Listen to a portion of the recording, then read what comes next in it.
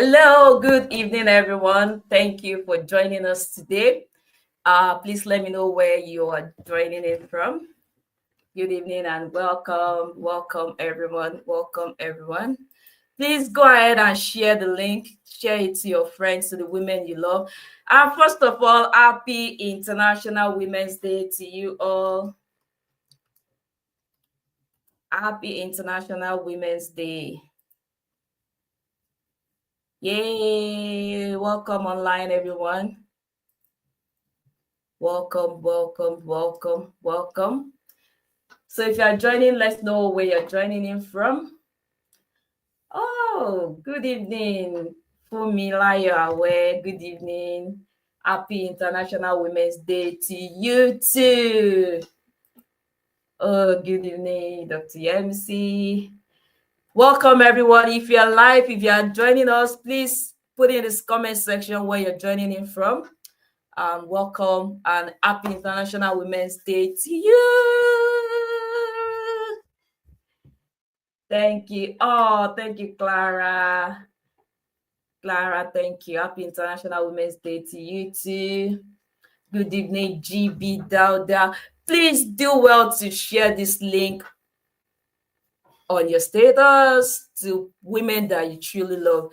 It's going to be an exciting session today, and I don't want anybody to miss it because you're going to be listening to life transforming session. So we have our speakers. They are not just ordinary people. They are well sorted speakers that will be speaking to us this afternoon. They are leaders in their own field, and they are going to be sharing from their wealth of wisdom. And please, I just don't want you to see this session as just one random session, right? Just see it as a defining moment for you. So please go ahead. Go ahead. Oh, Clara is joining from. Oh, are you my neighbor, Clara? Thank you for joining. Shikemi, happy International Women's Day, everyone. Thank you. Thank you so much. So please go ahead, share. And don't forget to like and subscribe to this channel. Please, it's going to really help us. Yeah, do well to do that.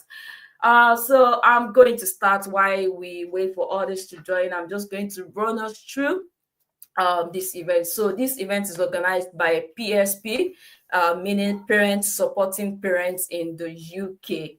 And what do we do? Our vision is to empower Nigerian parents in the UK to thrive in a diverse society while raising awesome families and fostering a community, while fostering a sense of community.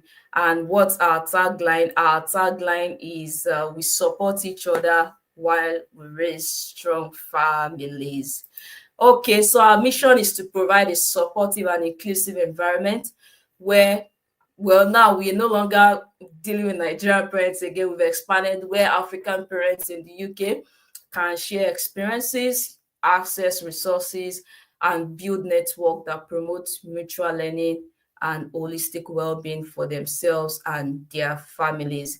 And through collaboration and advocacy, we aim to equip Nigerian parents with the tools and the knowledge needed to navigate the challenges of parenting in a new country. We all know how challenging parenting can be in this climate. And we also help to create a meaningful and fulfilling life for themselves and their children in the UK. And at the moment, we've grown over time. We have over 750 members in the community. All right, so what our values, our core values are respect, empathy, mutual support, education, advocacy, and community engagement. And over the last 1 year, we've had webinars ranging from different topics, from how to care for your skin, to education, to productivity, safeguarding issues and concerns. And one of our hot cake webinars is a financial webinar. I mean, so many testimonies about that, how to build strong financial foundation. We've had seminars, conversations around girls, how to raise empowered and confident girls. And Then also we've had about marriage and and sexual intimacy with your spouse, because that's also a big challenge in the UK.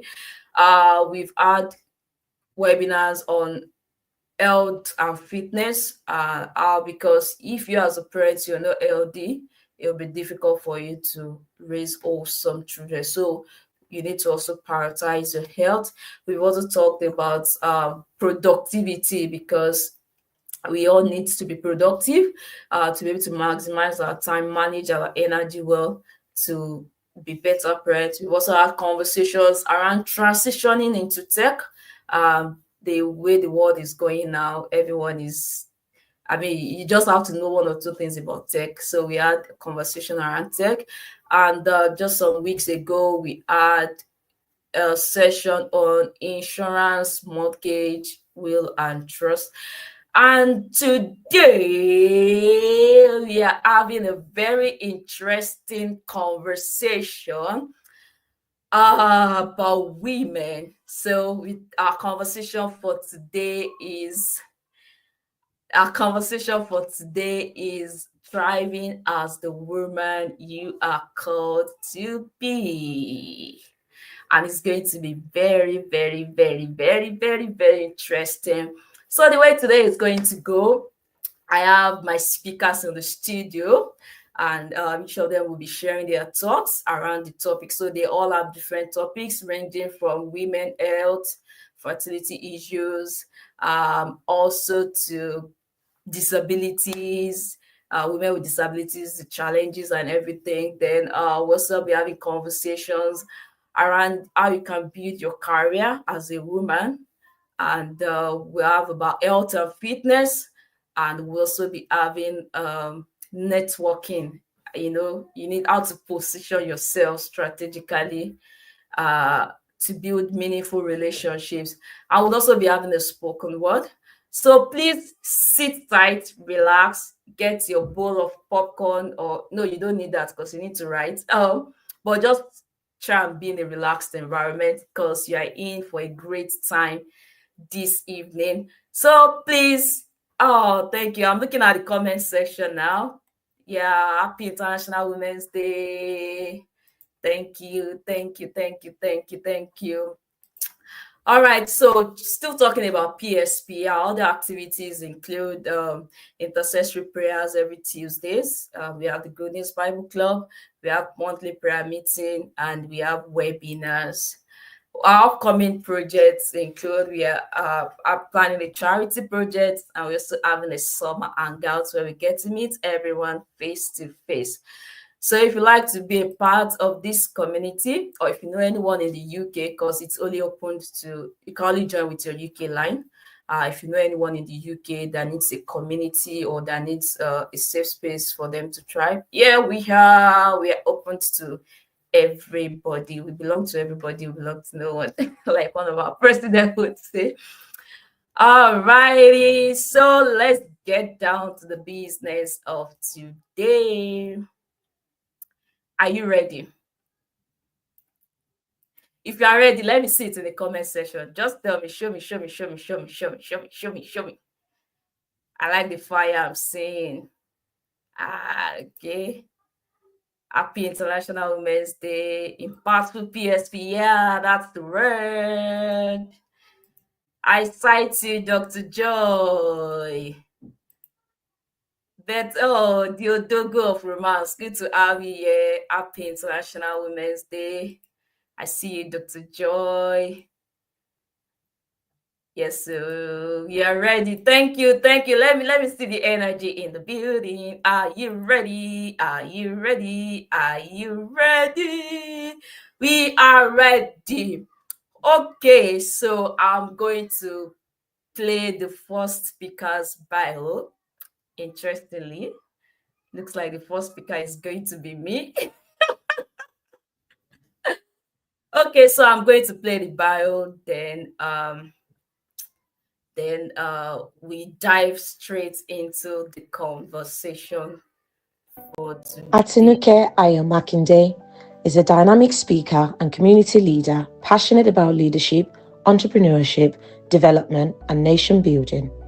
With a background in project management and a strong dedication to empowering families, professionals, and immigrants, she co admins Parents Supporting Parents in the UK, a thriving community that helps African parents navigate life in the UK whilst raising wholesome families and fostering a strong support network. She is the founder of My Friends and I initiative and the convener of Christmas Skim Early, an annual outreach dedicated to supporting vulnerable and marginalised people in Nigeria and the UK. A polio survivor, Atinuke refuses to be limited by her condition. Instead, she uses her journey to inspire and empower others, encouraging them to take bold steps towards transformation and success. Welcome with me, the convener of this very program, Atinuke Ayo Makinde. Yay! Thank you, thank you, thank you, thank you, thank you. So good to be here this evening. Yeah, Clara, thank you, thank you. Yeah, so this evening I'm going to start the show tonight, and I'm going to be talking about women with disabilities thriving in spite of odds. If you can see and hear me clearly, can you put in the comment section, please? Let me be sure. Let me be sure I can be seen and heard. I'm waiting. Let me just be sure. Let me be sure. Oh, Clara, thank you. I'm blushing. I'm shy. Oh, I see you. Thank you. Thank you, Dr. Joy. Thank you for me. Oh, I'm shy. Okay, so in the next 10 minutes, I'm just going to be driving straight into this conversation. And I'll be talking about women with disability. Just a moment. Let me just try and get my slide running. All right. So, what is disability? I don't want to boss. Oh, my sister is on the call. Thank you for joining. So not to boss with too much stories. I know we know a lot about disability. You've heard about it. You've come in contact with people with disabilities at some point in time. So, disability is more of a condition of the body or mind that makes it difficult for a person to do certain activities or interact with the world around them. And there are different types of disability. We talk about hearing impairment, there are learning disabilities, autism, and the likes. I'm going to be sharing a bit of my personal story with you so you can drive home the points more. And I've said here, I said each of us has the power to define ourselves, regardless of how others see us. So if you are disabled, then it's because you have decided to be so. So let me share a bit of my story. While growing up, I had challenges walking, and for a long time we didn't even know what it was until I got to uni, and I started having crucial pains, and I had to go back home, and I had to go to the hospital. They started research background and everything. Then at last I was told that I had polio. When I had that, it was sad for me because, like, why? What happened? Polio is preventable. There are vaccines everywhere, and they are even free. So how did I end up being like this? What happened? I just had this anger towards my parents. Like, what could they have done that they didn't do? And now the effect is rubbing off on me. I know it was a big challenge for me then. But one of the things I've learned is that disability is actually a thing of the mind. You have the power to define yourself, regardless of how others see you. Uh, so if you are disabled, it's because you have decided to be so. Let me put it that way. It doesn't take the fact away that you have the impairments or everything, but how you respond to it, it matters a lot. It matters a lot how you respond to it. Please, I need a timekeeper. Someone needs to to time me so I don't talk too much. So we have established the fact that disability is rooted in the mind. It's about your perception. It's about the way a way of looking at the world, and it can be as limiting as physical impairment. But over time, one of the things that has helped me is I've learned to grow over it. I don't see myself as I don't allow it to limit me.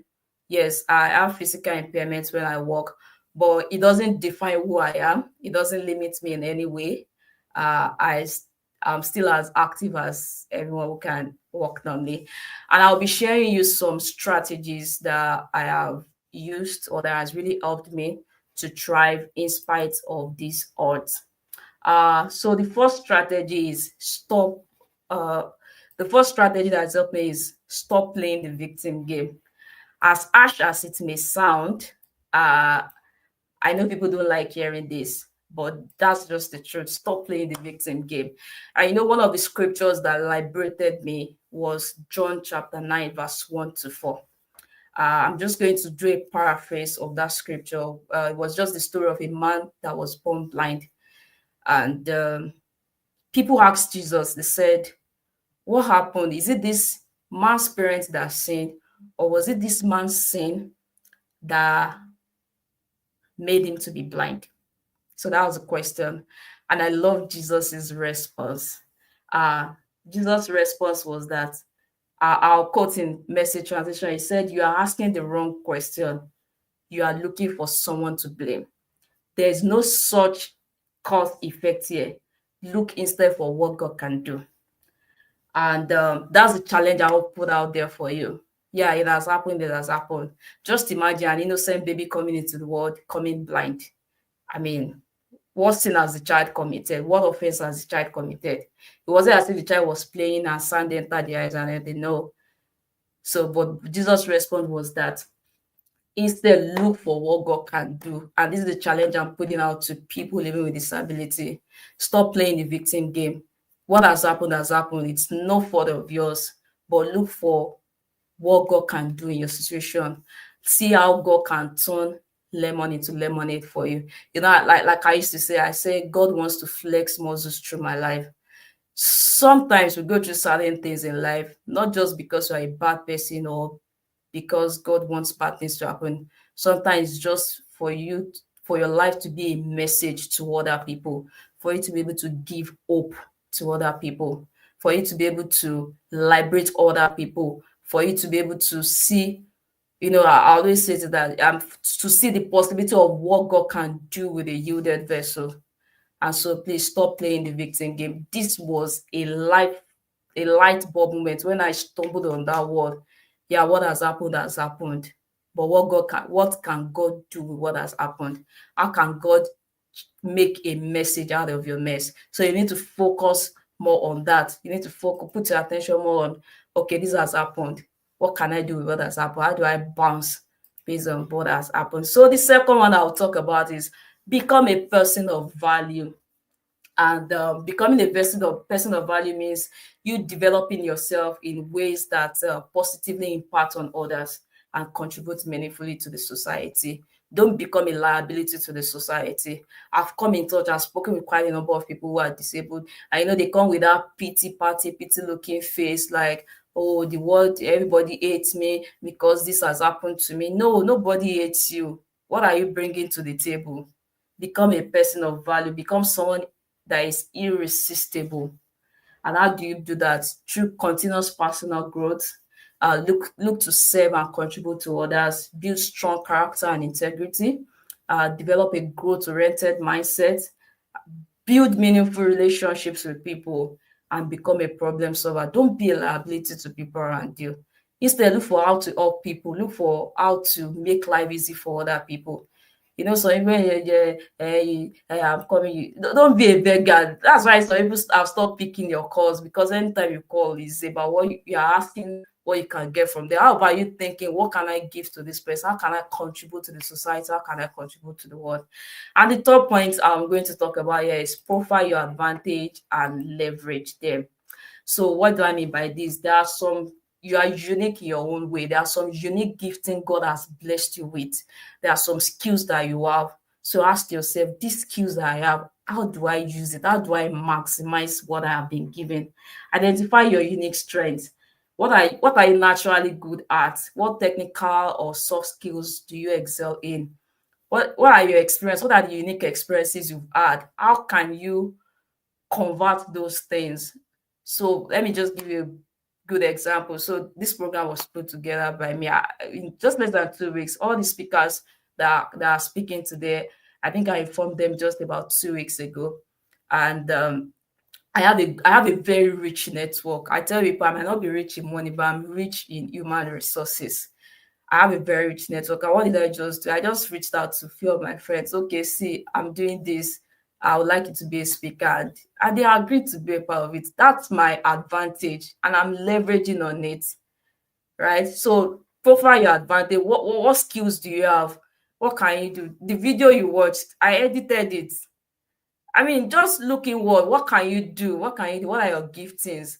So instead of you just being a liability to people, look at your what do you have, what giftings do you have, what are you good at, and see how you can impact the world, impact your community based on what you have.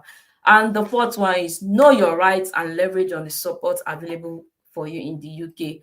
I know in Nigeria it was quite is a bit challenging for people with disability, but in this climate where we are, there are a lot of advantages. And a quick one is there's something called disability employment scheme. So what that means in simple words is that as long as you so like almost all the organizations in the UK are actually registered under that scheme. And what it means is that as long as you meet the minimum requirement, you are guaranteed an interview. As long as you meet the minimum requirement. So you need to understand what rights and leverage do you have, what rights do you have as a disabled person in the UK, and go for it. I mean, at some point I was having interviews back to back. So just when you are filling the question, just put if do you have a disability, put yes. As long as you meet that requirement, you are guaranteed an interview. So there are other opportunities for people with disability in the UK. You just need to do your research and know what it is. Another important strategy is build a support system. Don't be a lone ranger. Create a community for yourself. If you can't find a community, create one. PSP was born out of a need for a community. We're looking for a community and we decided to create one for ourselves. And now it has grown to something huge and massive. So build a support system, build a community of like-minded people who can add value to you, and you also can add value to. The another one is advocating, and this is the last one, advocating for yourself and others. So life is not just about you. So thriving and being successful is not it's not just about your own personal success. It's also about paving way for others, seeing how you can use your resources just to help other people around you. Being a bridge. So that's one thing that God has really helped me, like being a bridge between people. You need something, I know someone that can do it. I bring the two of you together, right? So don't just live for yourself. Look at how you can make impact to other people, how you can contribute to other people's growth and other people's success. Look at how, and it's not just even in your workplace, that distinguished factor that in a way separates you and just makes you unique. Uh, do advocacy work, post on social media, talk to people, and just see how we can make life a better place for people. And I'm going to leave you with these final words. So I'm going to encourage each of us today: own your story, own your story, because your journey is powerful. Yeah, you may not start well, but you can finish well. Seek out opportunities because you are deserving of success. I tell myself every day I'm deserving of everything good, irrespective of the challenges. I'm deserving of success. And the last one, leave others as you rise, because together we thrive. Thank you so much. Thank you so much for listening to this amazing talk. All right. So I just ask if you have any questions regarding any of this conversation, please do well to drop into the comment section. When it's time for panel session, we'll definitely bring it out. And thank you for your time. Ms. D, can I hand over to you now? All Yes, right. yes, you All can. right. Good evening, everybody. Wow, wow, wow. What an amazing session we just had. Disability is rooted in the mind. So stop playing the victim card. If you know someone that could be here, please call on to them. Let them join this session. It's just starting.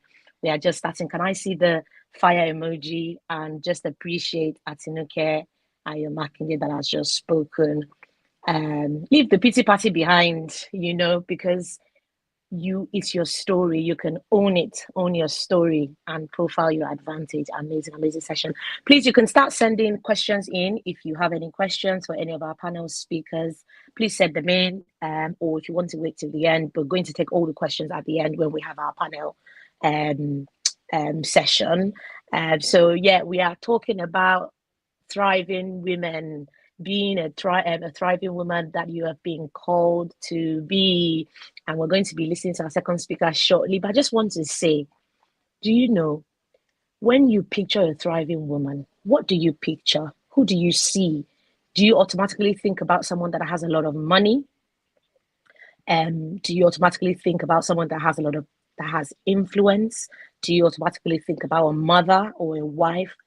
What picture comes to mind when you think about a thriving woman? I'm going to leave you with that question as we listen to the bio for our next speaker. Say to someone, if they're not here, what are they doing? They need to be here. Happy International Women's Day once again. And we're going to listen to the bio of our next speaker. So stay tuned, please. Don't go anywhere. Experienced GP with over Dr. Anu Adetono is a highly experienced GP with over 10 years of medical practice in the United Kingdom. A graduate of the University of Liverpool Medical School, she is dedicated to providing comprehensive patient care. Currently, Dr. Adetono is a GP partner at Denbridge Medical Practice in Northwich, where she leads quality improvement and clinical audit initiatives. She also runs a weekly family planning clinic and has a special interest in women's sexual and reproductive health, along with menopause management. Join me in welcoming Dr. Anu Adetono. Thank you so much. Thank you so much, everyone, and happy International Women's Day. So I'll be talking about menstrual disorders, infertility, and menopause.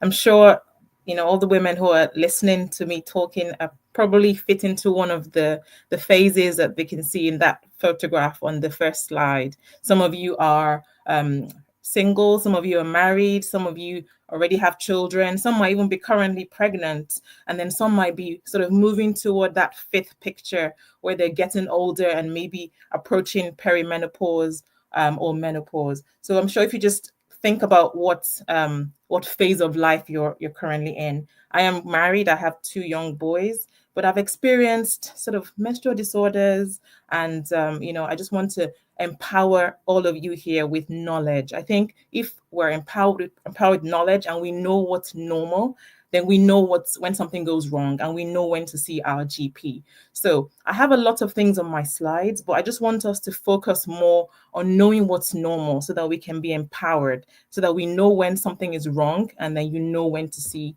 your doctor. Okay. So let's start with puberty. We can't really go into menstrual disorders without knowing what is normal. So because it's International Women's Day, we're focusing on girls and women, okay? So puberty usually begins between 8 and 13 years in girls. And puberty tends to start with breast development. I remember a mom came to me with her daughter. She was very concerned because she noticed that one breast had a lump in her daughter and it was swollen. But when I examined her, it was just the breast bud developing. And it usually starts with one breast first before it moves on to the other one. So again, for moms who are here who have young daughters, who are maybe not even reaching puberty yet, it's really good to know what's normal so that when something goes wrong, you know when to go to the doctor. So usually breast development starts first, and then they have a growth spurt. You might find your daughter just eating a bit more, then shooting up and growing, very tall. That's a normal process, okay? The next step usually is the growth of pubic hair, and then axillary hair, which is, armpit hair. So this is the time when moms should start talking to their daughters about, hygiene, personal hygiene, and if they need to shave the hair as well. I mean, at this early stage, it might be too early to start shaving, but, this is the time to have the conversation with them. And then the next stage is menstruation. So this tends to happen about 2 or 3 years after breast development. Okay, so these are sort of normal things to expect in girls approaching puberty. Okay, I put a table on the left hand side of this slide just to show the Tanner's staging of puberty. But again, please, I'm going to go through the slides fairly quickly, but I'm sure the slides will be made available, or you can catch a replay of this session, or you can also take a screenshot if you're watching on your mobile phone, and have a look at it later. So when is it time to take your daughter, for example, or your niece to the doctor? If there are signs of puberty in girls under 8 years old, we call this precocious puberty. It's not normal. So it's always a good idea to go and see your GP. And because I'm talking to parents, mostly parents in the UK, I'm going to be mentioning GP first, because you need to go to your GP first before you get referred to a pediatrician or to a gynecologist. Okay. So again, if you notice that your daughter is 13 and there's no breast development at all, not even on one side of the breast, that's a good time to go have a chat with your GP. Again, if there's no breast development and also no menstruation by 13, like I mentioned in the previous slide, breast development tends to come first before menstruation. But we've seen cases where some girls will have their menses before breast development. So please, if it's out of order, or if you notice that there's no breast development and also no menstruation by 13, that's a good time to see the GP as well. Then pubic hair, which I said comes next after breast development, or armpit hair. If you don't notice that by the time your daughter is 14, that's another good time to go and have a chat with the GP. Then again, in some girls, they have the breast development, but then there's no menstruation by 15. This is another good time to see the GP. Now, I have to say, some of you might have already gone to the GP with your concerns, but you didn't feel like the GP listened to you, or you didn't feel like they did anything about it. Please, again, this is part of being empowered as a mom or an auntie. You can always go and seek a second opinion. In my practice, I lead the women's health issues. So a lot of times, if a patient has gone to a GP who doesn't seem to really have the experience or the expertise, they will just go on our practice website and they will look to see a doctor who specializes in women's health. And a lot of them come to me for a second opinion. And I would usually listen to them, get their concerns. And if I'm not sure, because I'm not a pediatrician, I will just write a letter to the pediatrician and ask for an opinion. It's not fair for GPs not to listen to your concerns. So please advocate for your children, for your daughters, and go back again and see your GP and then ask for a second opinion. Okay. Now, moving on to the menstrual cycle. Again, all the women here are at different stages of their lives, but you also have daughters who might have not started their periods yet. What is normal? What is considered normal? So usually girls will start menstruating between the ages of 10 and 13. However, you have some that actually start earlier, maybe 9, and then you have some that might start later. And just like I said in the previous slide, you should know what is considered normal. And if you're concerned, then take your daughter to the GP. The average age of menarche is the age that you start your period. In the UK is about 12 years. Now, can I please have people in the comment section just type what age you were when you started your period? And I'm sure we'll see that it really varies among different people, different individuals. So please, in the comment section, just type what age you were when you started your period. So again, periods can be irregular. So when your daughter starts her period, you might notice that it's not regular. It's okay, and that's fine, but if you notice that it's still irregular after a year or 2 years, it's probably worth going to the doctor, going to the GP, just to see if everything's okay, if there are any tests that need to be done. Okay. Now, again, on average, periods can last 3 to 8 days, and they usually occur every 28 to 35 days. But again, we're all different. Okay. Some people have very short periods, very light periods. Some others have longer lasting periods and heavier periods. And again, in some people, it's every single month. Some others, it's every 4 to 5 weeks. Okay. Now, on average, a woman can lose up to 80 mils of blood during her monthly period. For some people, it's less than that. For some, it's a bit more than that. Okay. And then some women experience period cramps, but this is usually due to the uterine contraction. Okay. So the contraction of the uterine muscles. So all this I've mentioned are normal things to expect during your monthly cycle. Thank you so much for people who are writing how old they were when they started their periods. I started when I was 10, and I remember I was in, I think I was in GS1 GSS1, which is the equivalent of year one, or reception. No, yeah, sorry, what am I saying? Year 7, year 7 in the UK. And I remember we were doing home economics, and the teacher asked us to stand up if we had started our periods, and there were only 2 of us in the whole class who had started their periods already. So again, for some people, it comes a bit earlier than others. So menstrual disorders, when do you see your GP? If you notice that you have infrequent periods, for example, you're only having a period 3 times in a year, that's very infrequent, okay? So this could affect fertility in the future. So that's a good time to have a chat with your doctor. Or if you notice that you have irregular periods. So for example, you have a period maybe in January, and then you don't have another one until March, and then you have one in April, and then there's a gap again. That's very irregular. So you should see your GP, because it could potentially affect conception in the future. Another one is when you have painful periods. Again, one of the reasons why I'm very passionate about women's health is because I also have experienced some things that we're going to talk about today. And one is painful periods. My periods were so painful, when I was younger, and it affected me a lot. I used to miss school. So period pains, you need to see your GP, because it could be primary dysmenorrhea, which means there's no cause, or it could be as a result of something like endometriosis or fibroids, okay? Another one is heavy periods. So if you have very heavy periods where you're even flooding and staining your underwear, again, heavy periods could lead to anemia. So you need to see your doctor. Bleeding between your periods is not normal. Bleeding after sexual intercourse is not normal. And if your periods just stop for no reason, that's also not normal. I'm not going to go too much into different causes of amenorrhea, but you have the primary amenorrhea where the girl has not started periods at all by the age of 15 or 16. And then you have the secondary amenorrhea where the periods started, and then there were 3 to 6 months of no periods at all. Please see the doctor. There's also something called primary ovarian insufficiency and premature menopause. But again, don't have enough time to go into that in much detail. But if your periods just stop for no reason, then you need to see the doctor. Now, sometimes there are hormonal contraceptives that can cause your periods to stop. So if, for example, you're on a progesterone-only pill, or the depot injection, or the contraceptive implant, these things can affect your menstrual cycle. And your doctor should have told you about it before they prescribed it for you. So if you're on any of these things that stop your periods or cause irregular periods, then it's just because of the contraception. The same thing with the Mirena coil, the hormonal IUD, that can also stop your period, okay? So these are sort of normal things to expect if you're on contraception. Now, infertility is a very broad subject, but the thing I want to point out to you is if you have not been able to conceive after 12 months of trying, so that means you're having regular intercourse with your husband and you're not on any contraception and you've not been able to conceive after 12 months, this is a good time to see your GP, because your GP can send you for some blood tests and also refer you to the fertility clinic. There are 2 types of infertility. Primary means you've never been able to conceive at all.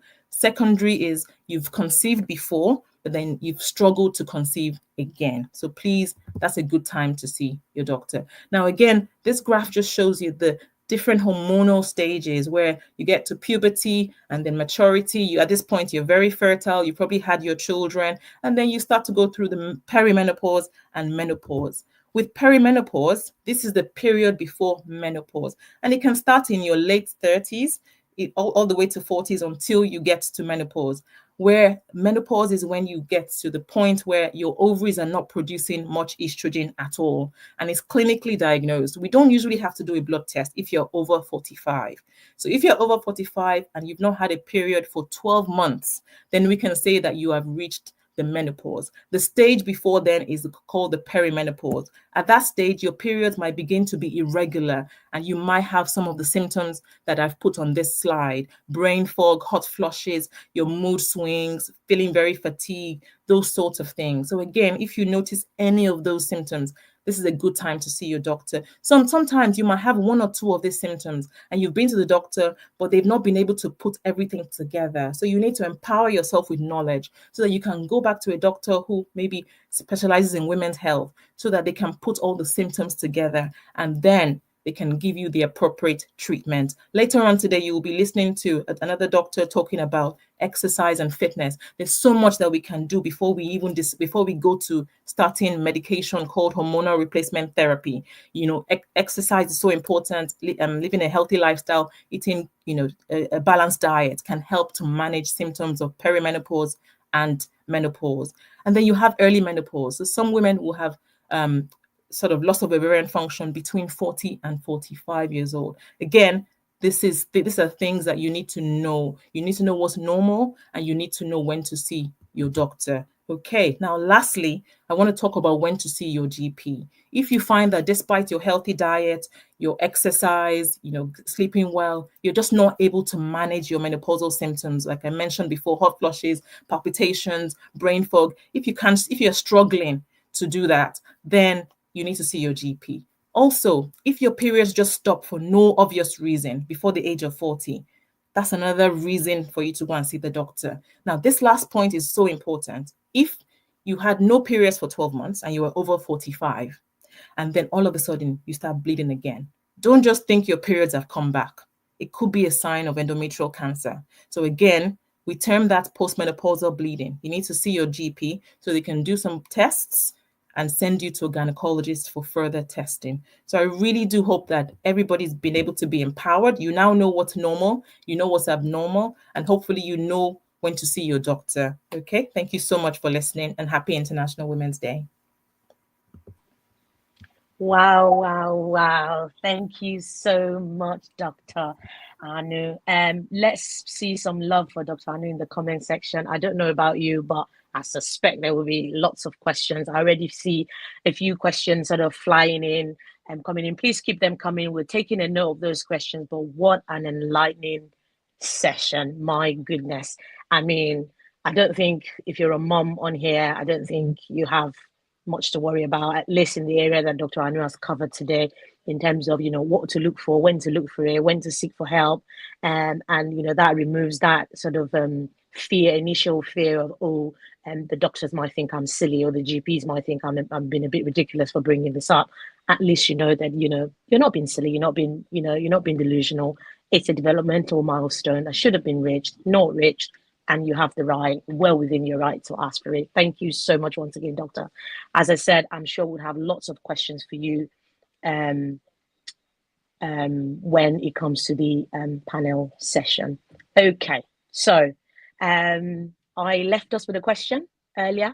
I said, what comes to your mind when you're thinking of a thriving woman? Can I have some responses in the comment section, please? What comes to your mind when I say, are you a thriving woman that you're called to be? Or have you seen a thriving woman that you're called to be?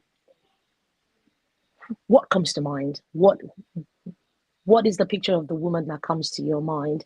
Can I have some responses in the comment section whilst we get ready for our next speaker? Yes, we still see lots of thank yous coming in for Dr.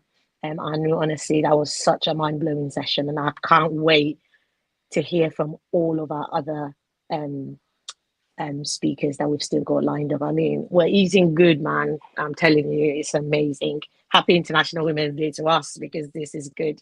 Someone has said thriving woman is making impact. She thinks about a woman as making impact, a woman that is fit, a woman that is energetic. Of course, I expect nothing less from our next doctor now, Dr. Yemisi. Of course.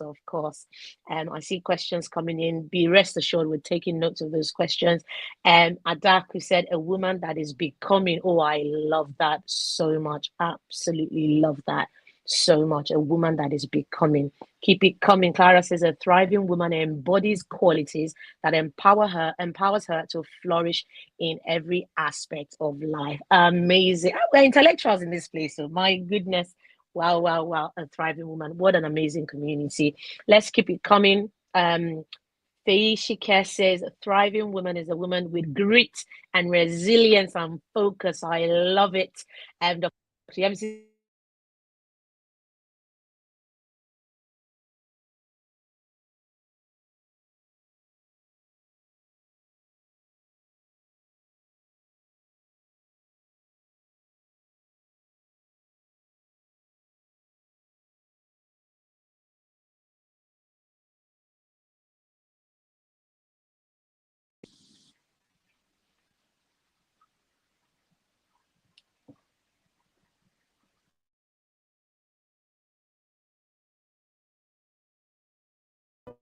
Olajumoke is a seasoned IT product manager with over a decade of experience in IT consultancy across industries like financial services, media, e-commerce, trade compliance, energy trade, and AI.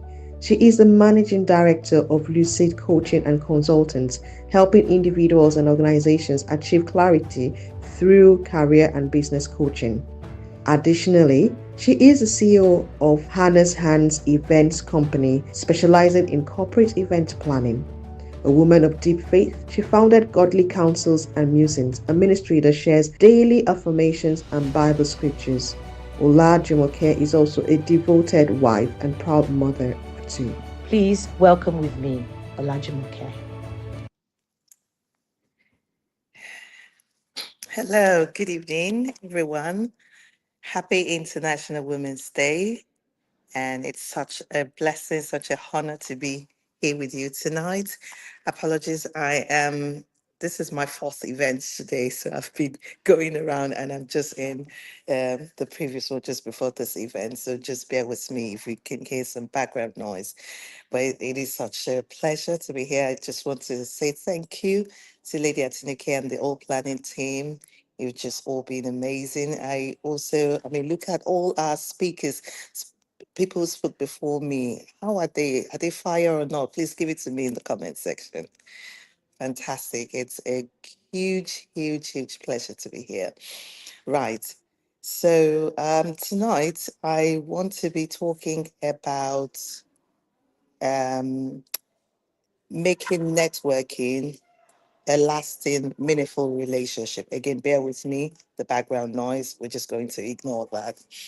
And whilst I was really thinking about it, I just thought, "Do you know what? Today I'm just really going to, please do let me know if you can still hear me and if you can still see me. Right.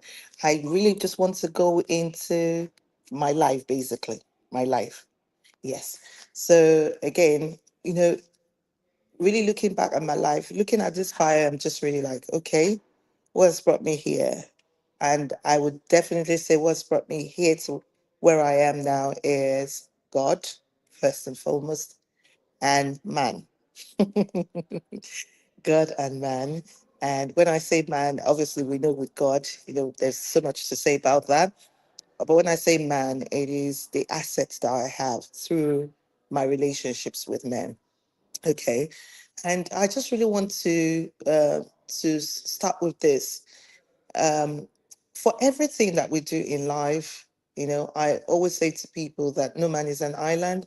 So we always hear the phrase of I'm self-made, or I did it all by myself. But there is nobody who is self-made. There is someone who is, rather, people are God-made and even sometimes man-made as well, because we do need people. No man is an island. You do need somebody to get somewhere. God will he will initiate relationships. It will initiate networking opportunities for you to get on into the next stage of your life. So tonight, I just really want to come encourage us. Again, we're just going to have a chat. So I'm not going to give you 10 keys to be in networking, to shaping networking into lasting relationships. No, we're just really going to have a conversation. I bet most of you already know this, but maybe it will just serve as a reminder. And for a few people, maybe just you might just really want to catch one or two gems to add to your archives, really. Okay. Now, going into what networking is. So I was just reading through, was it last week? And I was reading through LinkedIn, and do you know that about 70% of businesses say that networking is crucial for success? So, if you don't mind me using the Nigerian parlance, right, they will say um, it is for you to get somebody somewhere, it is Sorry, who you sis. know. Can you Oh, hear me? we can hear you, but we can't see your face. Oh, you cannot see my face. Oh, Yeah. can you see my face now? Yes, yes, we can now. Oh, all right then. Okay. Okay. Thank you. So, so it is who you know. It is who you know before you get somewhere. And that's partly true, because even here in the UK, I mean, for those of us who are international, no, I don't think if I here in the UK, if I don't know any, even if I don't know anybody, I'm still going to get what I need to get. But trust me, if you really want to, people who are succeeding in life, including businesses, they got there, they got to the success through people. So I'll just like to share with you 5 things or 6 things that I believe have helped me in building lasting relationships through networking, or meaningful relationships through networking. And one of the first thing is make your relationships relational and not transactional. Now, in the world where, in the world of LinkedIn and Instagram posts and, sharing business cards, everybody wants to, be on the face of social media, showing what they've done and, networking with people, meeting new people. And what a lot of people miss is, that human aspect of networking. And so you would find people coming to you for the first time and they're asking favors from you. And for me personally, what's really helped me is try to be relational. When you get into a relationship, or when you go into networking, or when you've got a networking opportunity, try to be relational, wanting to be, know what you can offer, know what the value that you can offer in that relationship. Now, most oftentimes you would realize that when you go to somebody and you're meeting them for the first time, you tell them what you do and what you can offer them. What usually happens, they basically leave what they're doing and they want to start a conversation with you. That's the magic. So for you to want to network with people, try to make it relational and not transactional. The second thing that I believe has helped me is trying to be authentic. Now, I think was it Oprah Winfrey, in one interview that she had with Gail King. Gail King is a best friend, by the way, and also a business partner. One of the key things that sustains their relationship is the fact that they're able to be authentic with themselves, right? And for me personally, what builds authentic relationship is when you're just genuine, enough of the fake it to you, make it lifestyle, and just really be, genuine. Another thing that really helps is, being vulnerable, and here is me not saying that you have to, put all your businesses out there and, everybody in the world knows what's going on with you. But when you find a meaningful relationship, or a relationship that you believe will take you to the next step in your life, of your life, yeah, what I would basically recommend would be trying to be vulnerable, because when you're vulnerable, it actually builds trust, right? And trust is a very key element to building a lasting relationship. So you build trust when you become vulnerable. How many of us have got our inner circle of friends, those people that you can wake them up 1 a.m. in the night and they will definitely pick up your call and then you can rant to them. I've got a very tiny circle of people, and there are people that I can call at any time of the day to say, hey, this is what I'm feeling right now. This is my idea. And they can basically, just show me the way. Yes. A way to build trust and to build a lasting relationship is when you're authentic. The third thing I would like to share, that strategy would be, providing value. Now, in the words of a certain friend of mine, her name is Karika Yerime, and he will always say, you are the value. So lots of times, a lot of people sabotage themselves because they think that they don't have anything to offer. But you actually have things to offer. And in fact, if I give an example, I remember when I became when I was at Deutsche Bank, this was a few years ago, I had gotten into that role.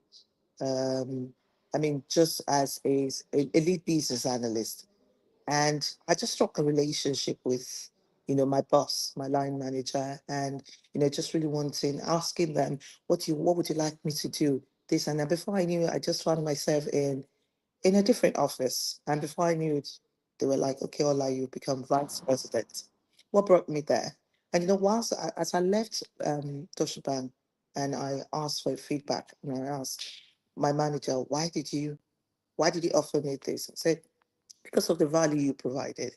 So you whether you're a career person or you are a business person or or you're even a teacher, no matter what you do, you've got value.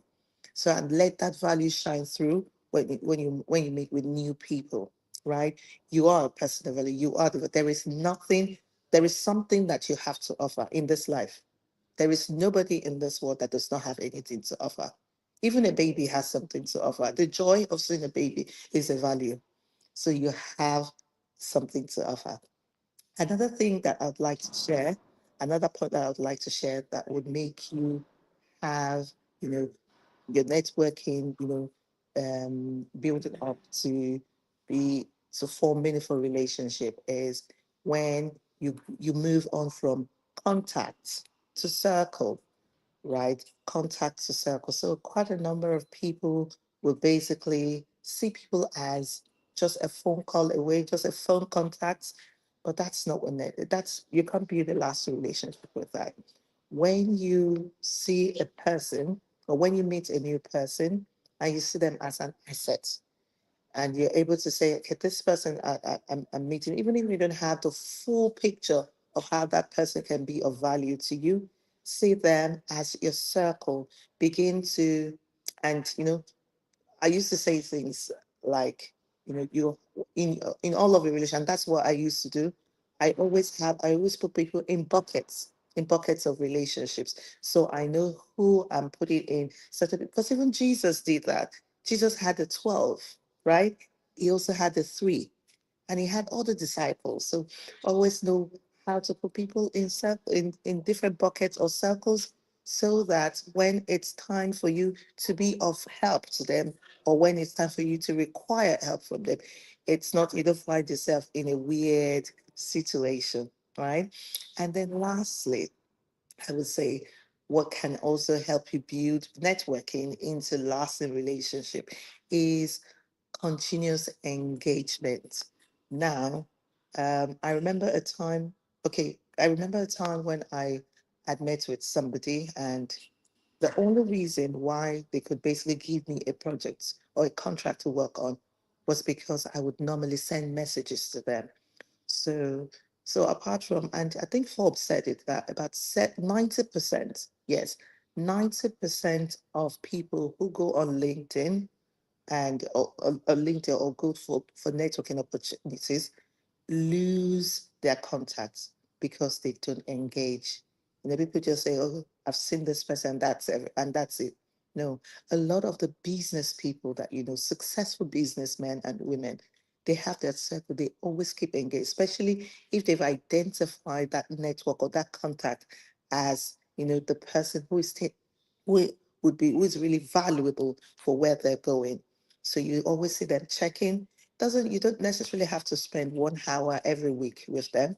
Well, it also depends if you're friends with an angel investor or a venture capitalist. Definitely, you'll be sending them messages and whatnot. But then the point I'm trying to make here is, it's when if you are you don't you don't necessarily have to be a people person, like having so many names on your contact list, and having so many tasks to call them every time. But then, you just really need to keep engaging. It could just be a liner. And especially in this era of social media, where you can basically see somebody's picture on social media, just liking their picture, just saying hello to them. I have been in some rooms that I never imagined that I would be in just because I sent a DM. Yes, just because I sent a DM and I continually engaged with them. So again, don't just build contact, always continuous engagement. Because when you continue to engage with them, the time when you need their help isn't you're not going to be in a weird situation asking for their help, would you? No. So with these few points, I just want to encourage us and to remind us that, seeing people as assets is really key to building lasting relationship. You don't just want to see them as contact alone or as the next person I'm sharing my business cards with. See them as assets and the people that you require to get to the next stage of your life. Thank you very much.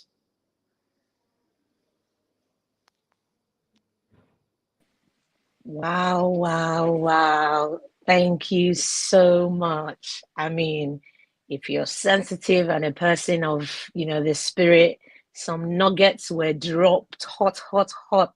I hope you were picking them up. Wow, my goodness. And thank you so much, Mama. That was amazing. That was amazing. Make your relationships relational and not transactional. It's not every time, give me, give me. What would you have to offer? What value are you bringing to the table? Like we always say, what you bringing to the table? And there's something that you have to offer. I love that so much. There's something, you have something that someone else needs. So say that hello today, slide into that DM, because you never know. I've made some amazing friends, I've made some amazing connections just from selling books. If you don't know, most of the people I know here are, have been through that. Yes, Dr. Yemisi says, treasure the gift of men. Indeed, indeed, indeed. Right? If you have popcorn next to you, I'll suggest you grab it. If you have a drink, maybe grab it, because we're going to be listening to spoken words right now by another amazing, amazing woman. And her name is Yemi Laja. She's going to be serenading us, because that's what I'm thinking about when I'm thinking about this next session. Is going to be serenading us with words. So sit back, relax. That's why I said grab your popcorn, and over to you. Yemi.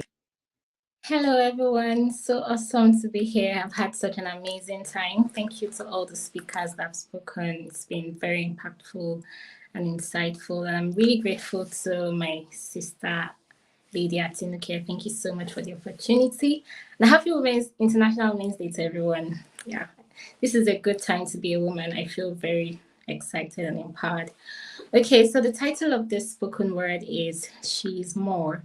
And I really hope that at the end of today's spoken word, you would be fully persuaded that you're so much more than you can even imagine. So listen and be blessed. Society says she's destined for the bedroom, not the bedroom. Yet, here she stands, making deals before dawn, running empires like Lydia, raising nations like Jochebed, cooking wisdom like a Sunday meal seasoned with grace. Tell me again, how does she not belong? Society says her only relevance is procreation, but she's not a co-creator. Yet she bets ideas like Abigail, nurtures visions like Mary, speaks life into dry bones like the prophetess Huldah. What do you call a woman who multiplies whatever she's given? A co-creator by design. Society says she thrives on validation, needs support to survive. How hilarious. Don't kings need counsels? Don't stars need the sky? She thrives not on applause, but in the presence of purpose. And validation, that's just background noise to a woman on a mission. Society says she got to the top through her underskirt. But tell me, when was the last time fabric built a kingdom? When was the last time lace and silk led a revolution? Like Deborah, she fought, she led, she conquered. Heels on, head high, wisdom sharper than any sword. Society says she's too indecisive to lead, talks more than she thinks. Yet somehow, Esther's wisdom saved the nation. Her words, few but mighty, brought kings to their knees. She talks, oh yes, she talks, but when she speaks, even mountains skip like rams. Society says she can't drive a car, let alone her life. Yet she steers homes, businesses, legacies with precision. Like the Proverbs 31 woman, she considers a field and buys it. Her hands cultivate, her prayers navigate. Tell me, how do our whispers command storms while skeptics stand still? Society says she lets her emotions drive her to an early grave. Far from it. Her emotions drive her to her knees, where Hannah's tears birthed a prophet, where prayers shake heavens and shift destinies, where she insists, Thy kingdom come. Society says she's nothing more than an afterthought, yet she's crafted with the finest material, God Himself. Not from dust, but from a delicate side. A creation so intentional, yet so divine, that even Adam stood still in awe. She wears strength like a garment, dignity like an apparel. She looks into the mirror, God shows up. God looks into the mirror, and there she is. She doesn't just know, she understands. She doesn't just hear, she listens. A whisper in the storm silences the wind. Her words don't fall, they rise. Like a lighthouse in darkness, her voice thunders and turns the tide. Like seeds in fertile soil, her wisdom grows nations. She walks through fire, but leaves no taint. A weapon is faith, a shield is favor. She speaks in tongues only the heavens can decode. Her prayers move mountains, her whispers shake space. She rises above fears, stands strong in the sun, first to rise, last to sleep, not just existing, but building eternity. She fights and wins, not with swords or rage, but heads bowed, hands lifted, knees to the ground, her hands rough from labor, yet light with love. So if you see a woman with tear-streaked eyes, know those tears built bridges to heaven's skies. And from there she declared, Thy will be done. She brings order. She brings justice. More than a woman, a fairy force, moving with purpose, walking her course. A queen in her home, a light in her streets. She's her husband's safe place, her children's pride. Her husband leans on her strength, lacks nothing. Her hands give, her heart serves. She fears the Lord, that's how she lives. She lives with her life more than her words. She laughs at the future because she prepared for it. See, the world may chase what fades and dies, but the works of her hands, they never lie nor die. So call her blessed, call her strong. She's so much more. Her life is a tale of endless grace. Thank you for listening.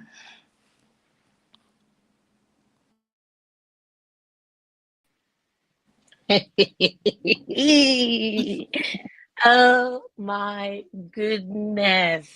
Did I say grab popcorn before? I didn't have the time to eat popcorn. Popcorn where?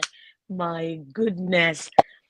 I am more. I want you to type in the comment section, I am more. I am more. What can be more powerful than that? I don't know. That those words absolutely riveting. Absolutely riveting. She thrives not in the applause, but in purpose. Adam stood still in awe. I love that. That's why they stand still for us.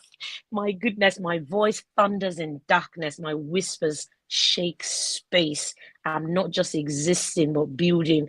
On my knees, I insist thy kingdom come. I'm beyond blown away. Just show some love in the comment section. That was beyond powerful.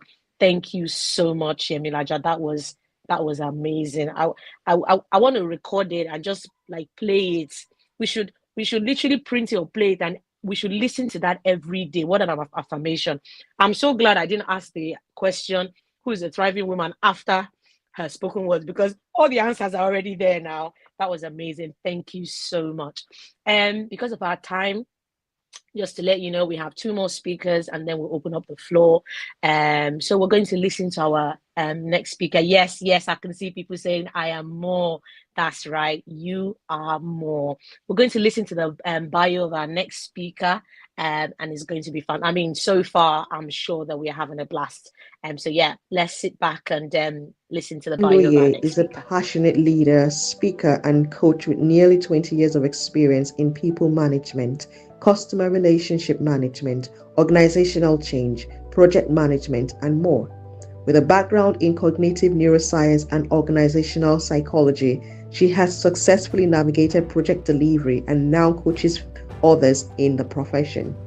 As the founder and CEO of Circle Consulting Services, she's also a certified John Maxwell leadership coach, speaker, and trainer, dedicated to empowering leaders and fostering personal and professional growth. Welcome with me, Bola Omilaye. Hi everyone, can you hear me? Can you see me? Hello, hello, hello. How's everyone doing? Can everyone hear me? Can you see me?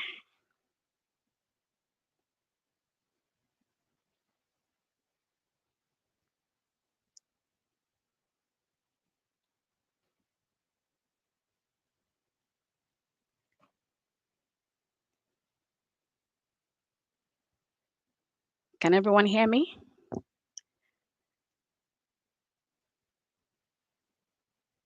Okay, fantastic, fantastic, amazing. Happy International Women's Day, ladies. It's amazing. It's amazing to be here. It's amazing to be a woman at this time. I love it. Thank you so much. Thank you so much. I've been having network issues this evening, so it's been coming on and off. So I'm going to be looking at the chat to make sure you can still hear me. Thank you so much, Atinike, for putting this together. This is amazing. This is amazing. It's so good. And all the speakers that have spoken before me, oh my goodness, is fire. Is fire. Okay, so I've got about 10 minutes or so. So I'm going to be, you know, whizzing through this if you like. So today's talk is exploring a topic, that is resonates deeply with everyone, and that's navigating career progression as a woman. So there's been advancements quite all right within that gender equality space, but women still face unique challenge, if you like, in the workplace, from breaking through glass ceilings, overcoming unconscious bias, but the journey, our journey really is not just challenges, you know, um, there are opportunities within our journey as a woman. There are so many opportunities. You've got to be resilient. You've got to be there to pave way for others.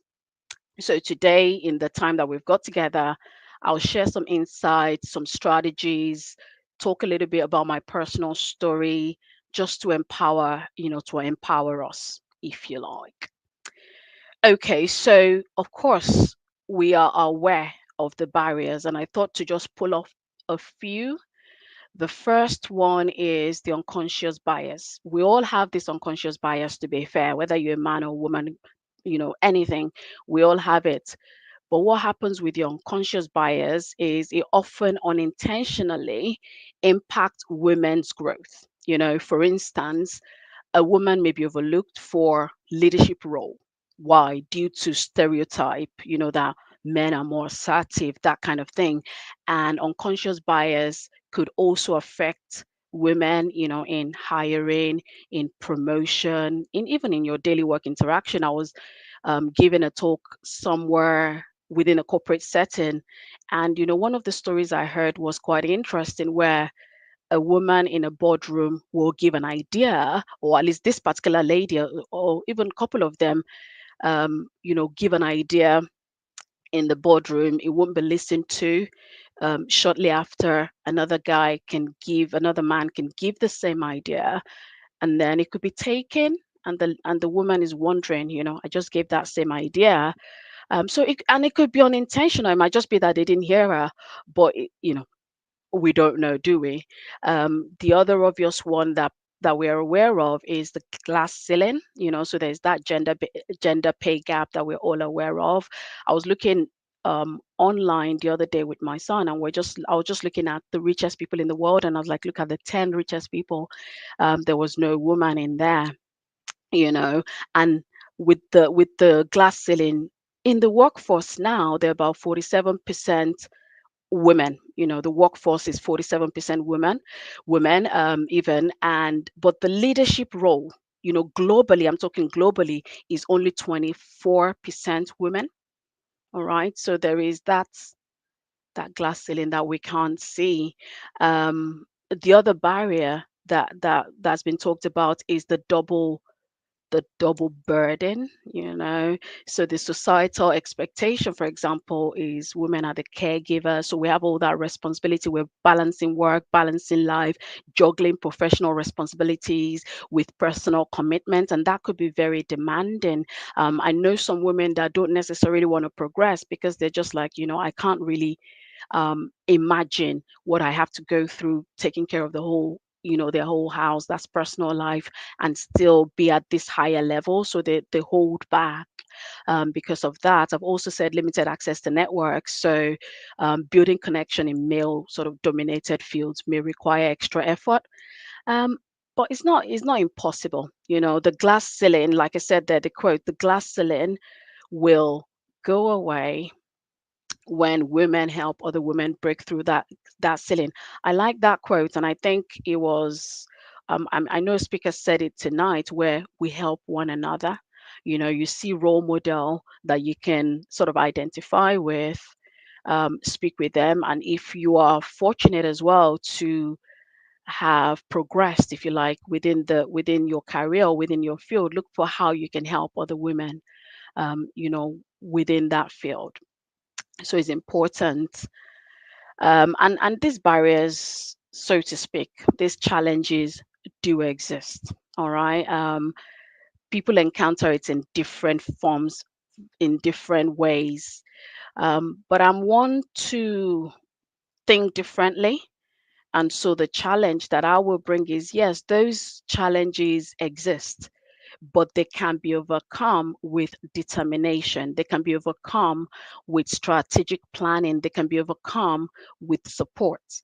For example, if you need to find coaches, find mentors, find allies, people that can advocate, and help you make that significant difference within your environment, look for them, or just sit with people that you can identify with, learn from them, ask them questions, people that have gone ahead.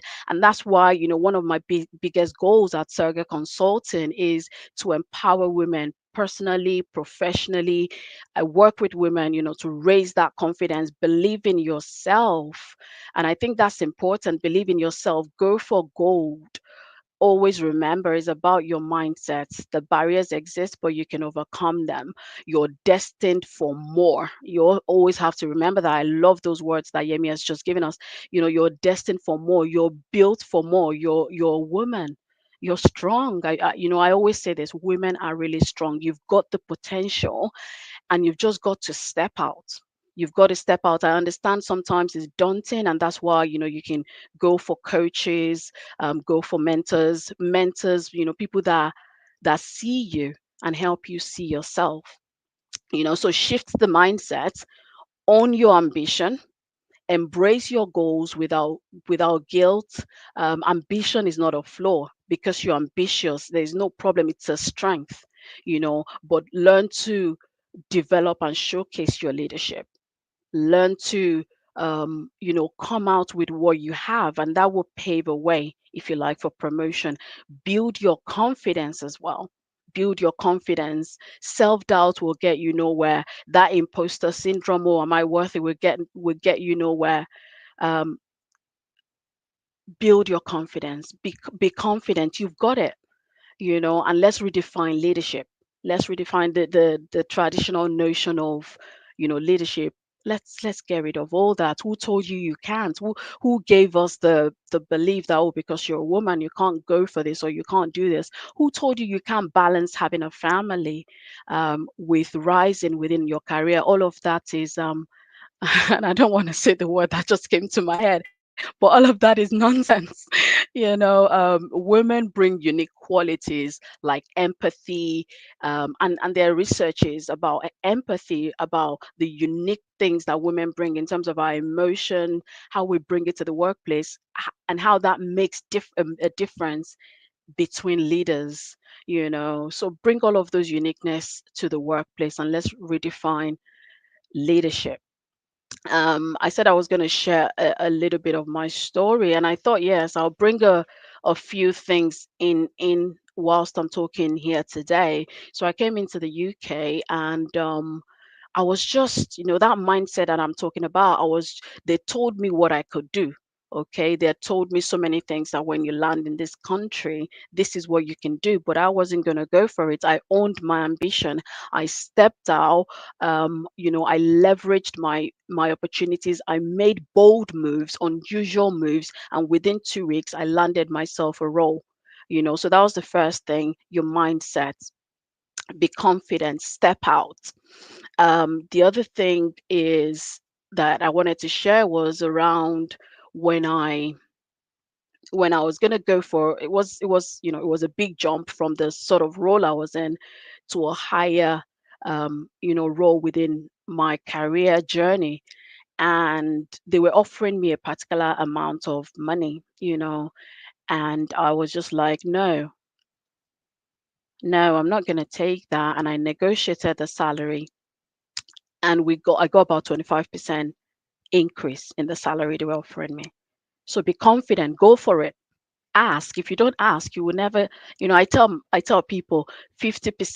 If you ask, you have a 50% chance of getting it, or a 50% chance of not getting it. But if you don't ask, you have no chance at all. So let's be bold, and step out. The other example that I was going to highlight today, I know I only have 10 minutes, so I don't have enough time to go into these stories, as I would like to. However, the other one I was going to say is when it was time and I changed career, when I moved from an assessment and development consultant to project delivery. I was new, it was a new career. I had little children as well, but I wasn't going to let anything hold me. Sought out mentors, people that could help, asked a lot of questions. I was always saying, oh, what else can I do? How else can what challenges are out there? And with the networks as well, somebody talked about networking. Absolutely, is critical. Network with people, meet people, speak with people, but also add value. So there were things that I was like, oh, this when we're not doing it this way, I can actually help. Why can't we do it this way? Bring value into your mentorship relationship, bring value into your organization, and you will be spotted. Why? Because my boss's boss at the time came to me, was like, oh, Bola, you're always asking a lot of questions. Right, you're going to go to this contractor, you're going to face them. There was, project that was also messed up. I was the first person they sent out there. I questioned them. By the time I finished questioning them, it was the CEO there spoke to my team leader. They're like, who's that? Who's that black girl that you've got? She's fire. And that led to promotion. That because I was new, but I took on that challenge and things started changing. So I moved very quickly, got temporary promotions within the space. What they said could not be done, that glass ceiling. And I remember the one before the last sort of promotion. A message came to me. You broke the glass ceiling. How? Is just that mindset, not letting anything stop you. Don't let anything hold you back. What is it that you want to try? What is your goal? What is your ambition? What is your desire? Don't be afraid to try. Okay, I'm not sure how many minutes I've got left, but I'll just go to the last slide, um, which is around strategies. And I've basically, in this conversation that we've had, I've more or less mentioned all of this. First one, seek out mentors, seek out coaches. They're now career coaches. Seek out sponsors, seek out people that can chat with you. People that can chat with you, people that can see you. I said here, a mentor is someone who sees more talent and ability in you than you see in yourself, and they're able to help you pull it out. That's a quote by Bob Proctor. A mentor is someone who sees more ability in you than you see in yourself. So speak with people because they will help you. Seek out coaches, they will help you in conversation. They will help you develop the confidence we're talking about to go as far as you can. Okay. Don't let this hold you back as well. That negotiation skill is critical. It's critical. Don't just take no for an answer. Don't just take what you're given. Why can't you go for more? Why can't you have more? Because I'm a woman, so what? So don't let anything hold you back. We talked about investing in networking, and I'm not going to say anything else on that one because we've had a full dose of conversation on that one. But yeah, networks, they've changed my life. They've changed my life. um, Opportunities come when you network properly. And like we said earlier, don't just take. Learn how you can give and contribute. Continuous learning is so important. Build a way where you're constantly upskilling. Take courses. I have a friend that she's now a director somewhere, but when I spoke with her, is all around, learning. Be willing to learn. Like I said, I navigated into a different career and I learned, and the more you learn, the more you will progress. So prioritize continuous learning. Prioritize further education, and lastly, set boundaries. And it's probably not every woman, but some women, we're just so passionate. We're very compassionate. We're very compassionate is the word, by the way. We're very we're people pleasers. Even we take everything on. Oh yes, this boss gives you that one. This one gives you. You've got to learn some sort of boundaries. You know, set some boundaries so that you have proper work-life balance, and so that you can do whatever you're doing, you can do it very well. All right. So in concluding, ladies, navigating career progression as a woman requires resilience. It requires courage. It requires a proactive mindset. Nobody's going to come and save us. Nobody's going to come and help you. Because you're a woman does not mean they're just automatically going to progress you. You would have to overcome challenges. You have to embrace opportunities. You have to learn from experiences of others. We can create a fulfilling and successful career path, but we've got to be willing to put in the work. So let's support one another in this journey. Let's continue to break barriers for future generation. Always remember, progressing in your career as a woman isn't just about breaking barriers. By the way, it's about building bridges. We talked about bridges earlier.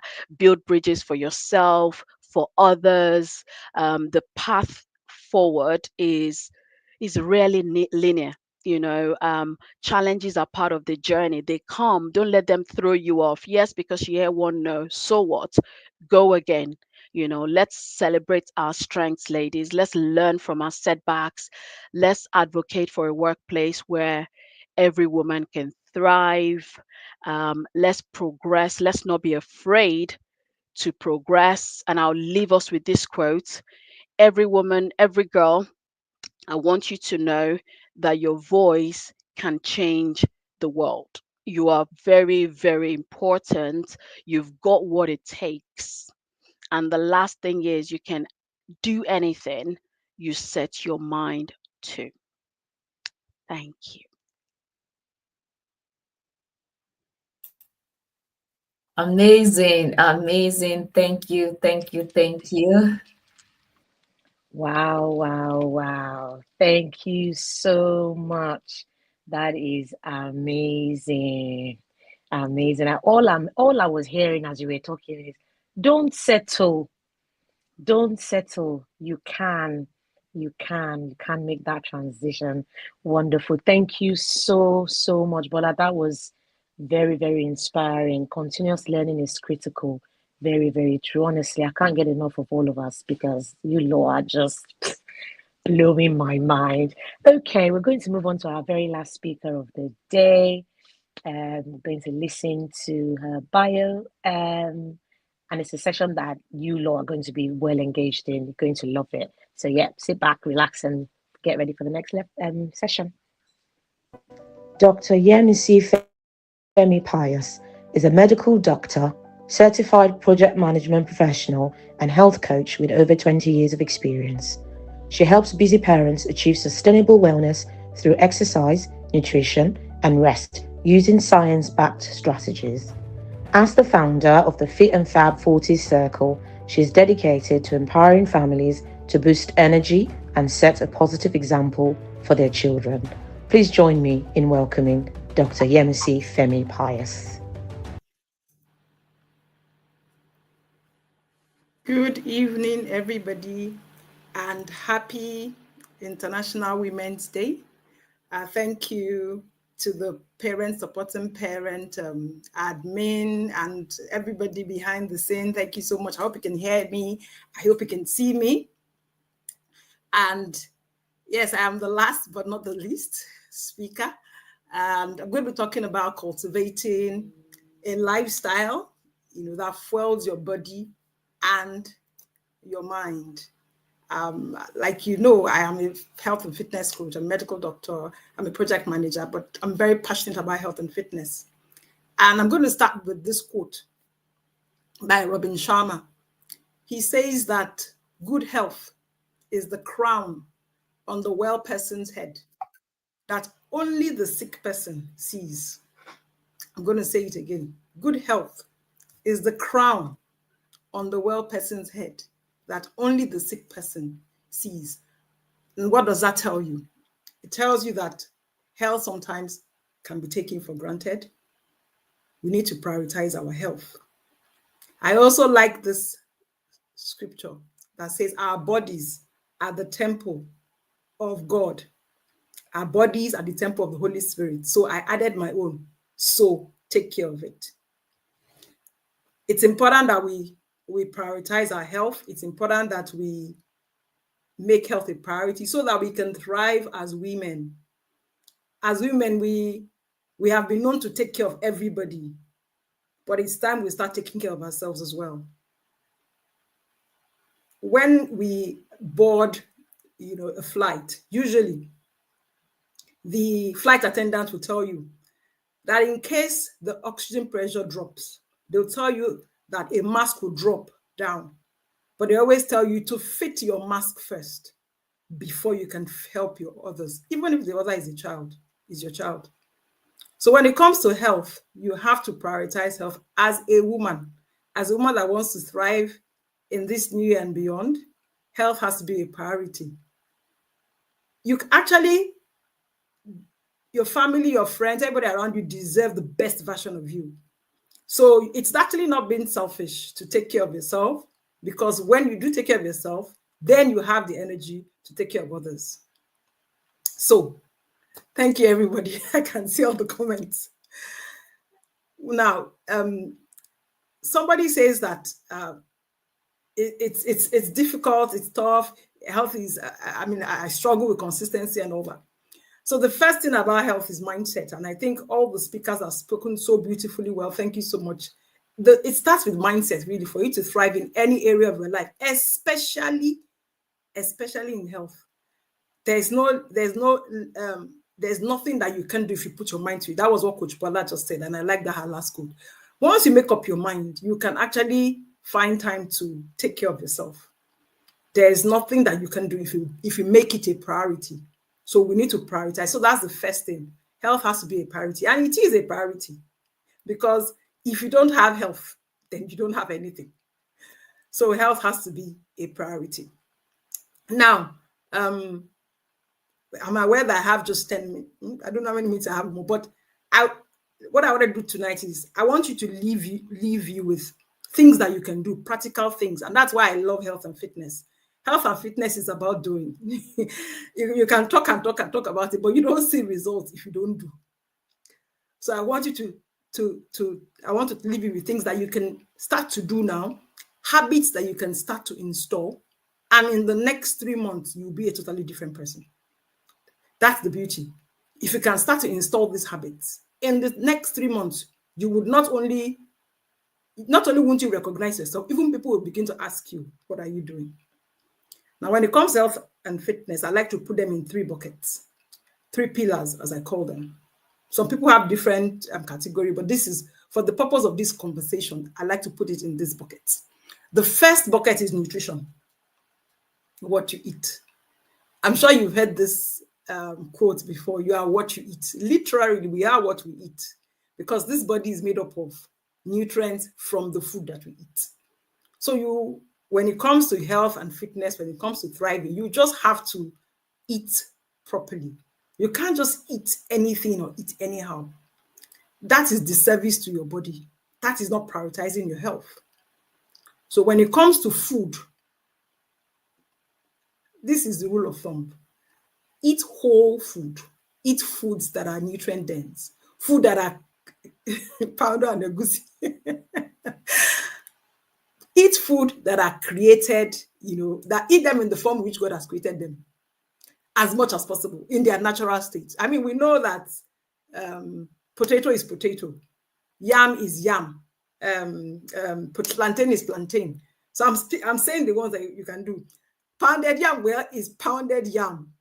But crisps is not potato anymore. It has been processed. So we want food to eat them in their natural state as much as possible. That should be a rule of thumb. And not only do you want to eat whole food, you want to cut down on processed food. There is the food industry, is a multi-billion-dollar industry, and they will do anything to get you to continue to eat and eat and eat because they are profit making. So when foods are processed, not only is the fact that the food has been changed from their natural states, which comes with its own issues, they also add chemicals to make those food, what we call them, hyper palatable. So that's why, for example, when you buy McDonald's, you don't want to stop eating. They make this food extra tasty. You just can't seem to stop. Beware of processed foods. They are not the best for you health-wise. First of all, they make you eat more, and that's why the obesity is an epidemic in most developed countries. However, they also cause a lot of damages in your body. All these chemicals that they put in, they don't help. Visceral fat, there are two types of fat generally. There's body fat, that's the one that we can see. And then there's visceral fat, the one that is underneath, behind your organs, that you don't really see. One of the key drivers of visceral fat is processed food. And visceral fat has been linked to a lot of disease conditions. So you don't even want that. So rule of thumb, eat whole and nutritious food in their natural state as much as possible, and then cut down on the processed foods. I will leave you with that. I think with that, you will be fine for health. Now, if you want to lose weight, that's a different conversation. We'll talk about calorie deficit. But just for you to remain healthy and to have energy, just prioritize foods that are whole. That is what I'm going to say about nutrition. Now, when it comes to that's the first pillar. The second pillar is exercise and movement. So I run a community of women in their 40s. We're Fit and Fab 40s Circle. And in today's, we're doing the 30-day challenge where we're walking 10,000 steps every day in the month of March because we're marching forward. So if you're a Fit and Fab 40 woman here, shout out to you. And today I said that you think you can't strength train because you are aging. Actually, you are aging faster because you're not strength training.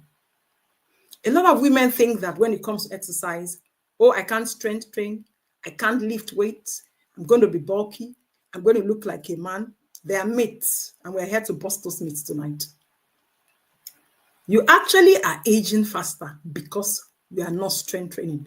Dr. Anu talked about perimenopausal and menopausal symptoms. Some of the things that have to do with some of the symptoms when we get to perimenopause or when our hormone balance starts to change is that we start to lose muscle, called sarcopenia, and we start to lose bone, which is osteopenia.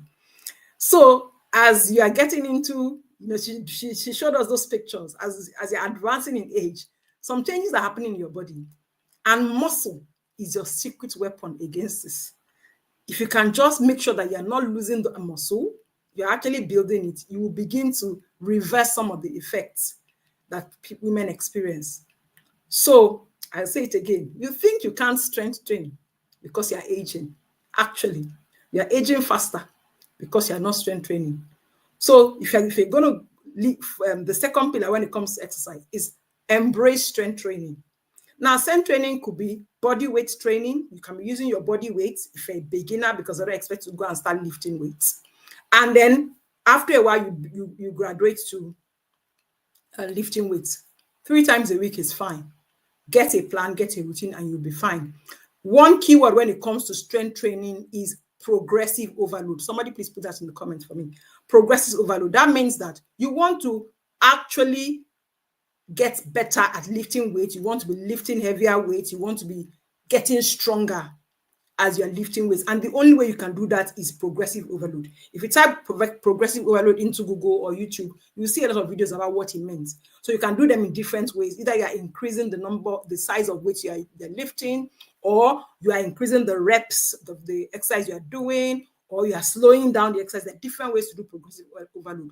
But that's one key way to be sure you're getting stronger. But remember, I said muscle is your secret weapon against aging. So please, today, if you have not been strength training, start strength training. And you can start anywhere. There are beginner exercises. I talked about exercise and I talked about movement, and I separated it for this reason. The truth of the matter is that when we exercise and we're doing a structured workout, it is good. However, as human beings, we have joints because we are designed to move. God has created this body for movement. It's not enough to just go in and say, I've done my workout today, and then you sit at the desk like me. As you can see, I work from home. I'm always at my desk. That's not a formula to thrive. You want to move as much as possible. And a proxy to that is how many steps you take a day. So like our challenge for this month of March, we're taking 10,000 steps every day. I encourage you, first of all, get something to track your steps. You need to know how much steps you're taking, because what you don't measure, you can't manage it. So start tracking how many steps you're taking, and then gradually build up. Don't start 10,000 today if you have not been taking 10,000. We're saying gradually build up to that. So add 1,000 step maybe for the next 1 or 2 weeks and gradually increase, because it's important for your health. Apart from the fact that it boosts your energy, it also helps you if you're trying to maintain your weight, to keep that weight. There's a term called NEAT. You can also help me put that in the comment. Non-exercise activity thermogenesis. These are non-structured workouts like walking, like fidgeting, like vacuuming. Those things we do around, moving around, they actually help us to burn a lot of calories. They help us to maintain, our weight. If you're trying to maintain your weight, they help you to actually lose weight if you're trying to lose weight. So walking is one of those activities. There are other things there, but prioritize walking. So it's not enough to say I've gone to the gym. Yes, go to the gym, lift weights, good, but also walk. And like I said, a good proxy is how many steps you're taking every day. So aim towards 8,000 to 10,000 steps, but start where you are and gradually build up. And remember, I said you have to track first. We need to know where you are in terms of steps, then you can gradually improve on it. That's the second pillar, exercise and movement. So I'm sure you've taken away something about exercise and movement today. The third pillar, this pillar, everybody almost always neglects is sleep and recovery. Somebody says her toddlers. Yes, so that's good. You see why toddler parents, they're always very, the toddler parents is all over the place. Sleep and recovery. This is one area that a lot of people think that, it's not important. The truth of the matter is that sleep is not just rest. It is rest, it is repair, and it's recovery. It's actually when you sleep, that's when your body actually goes to work to repair, all the damages. I mean, God in his own wisdom has designed the body that when we're sleeping, that's when, the body kind of resets. So when you don't sleep well, when you don't prioritize sleep, when you don't improve the quality of your sleep, realize that, a lot of people are just, when it comes to energy, they're just tired, they're tanked out. Even if you are eating well and you are exercising and moving, and you're not sleeping well, you will still not get the results. So, or you not get that, that holistic, that energy that you desire. Remember I said the pillars, and imagine a chair with 3 legs. If 2 legs are good and 1 leg is broken, you can't sit down well on that chair. So those 3 pillars they all have to stand properly. So prioritize sleep. 7 to 9 hours. Someone says how? When you make up your mind, there's a way around it. Prioritize sleep is very important. Now I'm going to leave you with a rule. It's called the 10-3-2-1 rule for sleeping. If you want to improve the quality of your sleep, 10-3-2-1. Somebody can put that in the comment for me. 10 hours before your sleeping time, you stop caffeine because of the half-life of caffeine. So for those coffee lovers, beautiful, drink your coffee, but make sure you drink your coffee 10 hours or more before your sleeping time. So if you sleep by 10 p.m., by 12 noon, no more coffee. If you sleep by 8 p.m., by 10 a.m. in the morning, no more coffee. So get your coffee early in the morning, and that's fine. 3 hours before you sleep, you stop eating so that your body is not digesting food while you're trying to sleep. So 3 hours before you sleep, you stop eating. 2 hours before you sleep, you'd stop drinking water. Now, for those of us that are approaching our 30s and 40s, especially when we have, I mean, I talked about muscle loss. Sometimes the way in which we're able to hold urine is not like when we're much younger. So we tend to wake up in the middle of the night to go and have a pee. So when you stop drinking 2 hours, you tend not to go pee, and that will not disrupt your sleep. For me, even if I wake up and go and pee, I sleep back. He give it his beloved sleep. It's not an issue for me. But for some people, it's an issue. But I also think in terms of just having a seamless sleep, it's good not to wake up all the time, because when we come to sleep, we now begin to look at, are you having deep sleep? Are you having REM sleep? So it's not just, I slept for 5 hours or 6 hours, 7 hours. What's the quality of the sleep? And you can do that with your tracker as well. Your tracker would actually tell you. So 3 hours, no food. 2 hours, no water. 1 hour, no screen. See this screen emits a lot of light, emits blue light, and blue light affect the secretion of melatonin. Now, melatonin is that hormone that your body secretes to say, oh, it's time to sleep, it's time to shut down. But when you're constantly on the screen, even when it's time to sleep, your body is saying, oh, it's not time to sleep yet. Melatonin is just stay, because the light is from the screen, is emitting it. So as much as possible, 1 hour before you sleep, no screen. If it's very difficult for you not to do that, then invest in blue light blocking glasses. Most recommended glasses come with blue light. You can add it as an add-on effect, if you go to like the optometrist, so they can put that on for you. I'm sure Dr. Joy can let us know. But I mean, it's important to prevent these lights from your eyes, so that you can improve the quality of your sleep.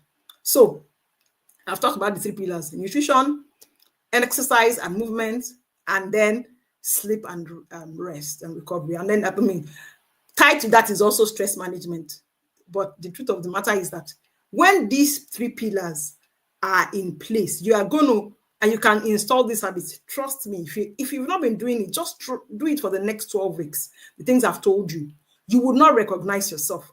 Your energy level will go through the roof. You think you have energy, boy, you don't even know what you have. I mean, a woman is so powerful. We're already powerful women. So imagine when our health is top notch. And the truth of the matter is that you need that energy to be able to thrive. You need that energy to be able to make that impact. That impact that we are going to make in this world. We need energy. So I leave you with this parting words. Good health is the crown on the well person's head that only the sick person sees. So make health a priority. Thank you very much.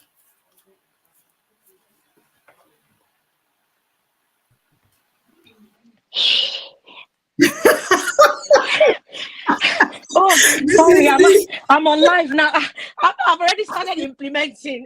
If you're like me, wait, what are you on about? Well, amazing. Thank you so much, Dr. Yebisi. That was amazing. Honestly, I learned so many things, and I'm a health and fitness person, and I still learned a lot. Once we finish this webinar, remember that we can share this to other people, because I think everybody needs to hear everything that has been learned today. And God, you have catch all of you people that drink coffee afternoon, morning, night. Say drink coffee in the morning, 10 hours before sleep. Good luck to you. Can we just show some love to every single speaker that I've spoken today? What an amazing session. Honestly, I'm blown away. We're starting to take questions now. It's our panel session. So please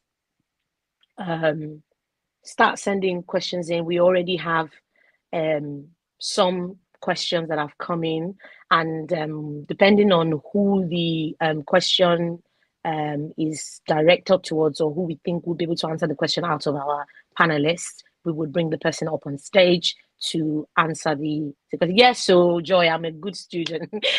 For me, he's laughing at me. I said, let me put into practice. It says strength training at least 3 times a week. Before you know it now, my muscle, I won't be aging, I'll be forever young. Right, can we start getting questions in? I'm going to be taking the first question. Yes, thank you to all the speakers. Thank you to all the speakers. And this question is to Dr. Anu. How can we help a child under 8 that might have started showing puberty signs? Oh, thank you very much for that question. So, if it, especially a girl child who is under 8, who started maybe with breast development or any other sort of pubic hair, it's a good idea because that's considered precocious puberty. So it's not normal, it's early. So it's a good idea to take that child to the GP. There's not much you can do as a parent besides just seeking medical attention. So take the child to the GP, explain things. I've had moms come to me or even dads just, saying that either they feel like their child is too tall for their age at, for example, 7. And what I do is, as a GP, I can't really do any specific blood tests for those reasons. So I usually just refer them straight away to a pediatrician. And what they tend to do on the other side, when you see a specialist, they run all the necessary tests. In some cases, they also do some x-rays as well, just to see what's going on with the bone development and things like that. And then, if they feel like there is something going on, then there are probably specialist medication that they can give. But this is all, you need a referral. Your GP is not going to really know what tests to request. So please ask your GP, especially if they don't listen to your concerns. Now that you have the knowledge, please make sure that you get the GP to refer you to a pediatrician for further tests. Thank you so much. Amazing, amazing. Thank you so much, Dr. Anu. We do have another question. How do you bleed in between your period? Okay, so this means basically if you have a monthly period, for example, so your period comes every 28 days, some women bleed in between. So instead of bleeding every 28 days, they will have another bleed, for example, at the 14-day mark. So you've already had a period, maybe it lasted 5 to 7 days, and then you have a week break and you have another bleed. And this is not normal. In some cases, it can happen as a one-off, but I always tell my patients, if you notice it's happened more than once, so you noticed maybe 2 or 3 times, this is a time to come and see a doctor. What to expect when you see your GP would be an examination. So they will do a vaginal examination because there are some things like cervical ectropions that can cause this, which can only be noticed if the doctor actually examines you. So again, it's nice to know what to expect so that if a doctor maybe doesn't know much about women's health, you can ask, oh, aren't you going to examine me? Because you need an examination to find out what's going on. Now, if they don't find anything on examination, the next step will be at least an ultrasound scan of your womb and your ovaries. So again, if you go there knowing what to ask for, then the doctor should do those things. So an ultrasound scan will be looking inside your womb to check for things like a polyp or fibroids. These are common things that can cause bleeding in between your period. If they don't find anything and this carries on happening, I always ask my patients to come back to see me so that at that point I might have to do a referral to a gynecologist who can then do further internal investigations. Fantastic. Thank you so much. I think we have one more question for you, Dr. Anu, and it is what of this is about around body odor, and saying especially when they're coming from school after playtime, and I've noticed particularly as well, it's not limited to primary school; it goes on to secondary school. And what can we do? And are deodorants harmful to kids?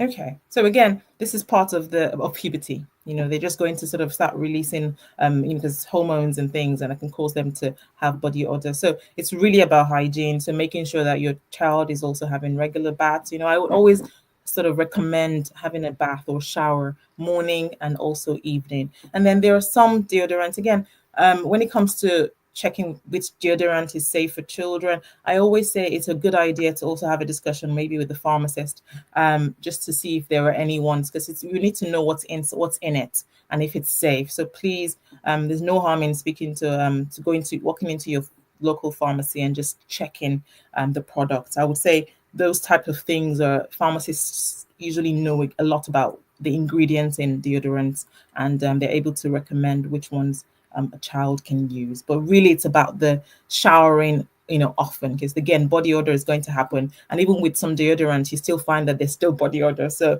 it's really about making sure that, you're having a shower at least twice a day, and also maybe you can get to a point where you can start using, start shaving. I'll probably say the shaving cream, maybe instead of razor. It all depends on, what your child can tolerate. That will be my suggestion. Amazing. Thank you so much. Can I just add one more question just to round it off? This person, when you were speaking around the bleeding between periods, someone has just said, can family planning cause it? Yes, Okay. it can. So that's another thing. Simple answer. The most common type of contraceptives that can cause this are the progesterone only ones. So the mini pill that you take every single day without a break, and then also the implant and even the injection as well. So please, that's a very common cause. If you find that you're just not coping with those type of contraceptives, then please see the doctor as well, because we need to find one that suits you. Okay. Fantastic. Honestly, thank you so much, Dr. Anu. If there's one takeaway I've taken away from your session and even answering questions right now, is how you're so encouraging of speaking out and just asking questions. Go to the pharmacy and ask to speak to the pharmacist, or go to your GP and just ask questions. Do not be shy to put yourself out there. Amazing. Thank you so very much, Dr. Anu. You've been amazing. It's been a pleasure hosting you. Right, we're going to go on to some questions for Dr. Yemisi very, very quickly. So many women start fitness journeys but struggle to stay consistent. What are some ways to stay motivated in the long run? Okay, so when it comes to fitness, like I mentioned, mindset is very key. But what will help you is accountability and support. So you need to stay accountable. Find a group that can help you stay accountable. It could be a friend that could help you, like, let's go together on this journey. So you're kind of supporting one another. You could join a community. I talked about the Fit and Fab 40 circle, where we're supporting each other just to stay healthy. So when you have a group of people that have the same mindset, it's easy to come along. So yeah, accountability and support is the key when it comes to staying consistent, really. Thank you so much, Dr. Yemisi. And I can testify to that. It works. Find you an accountability partner that will genuinely hold you accountable, even when it doesn't feel convenient, who can literally drag you by your hair and get you to do the things that you said you would do. Thank you so much. Right. We do have another question here for you. What advice would you give to women who feel discouraged about their health or fitness journey? Oh, isn't that the question we've just taken?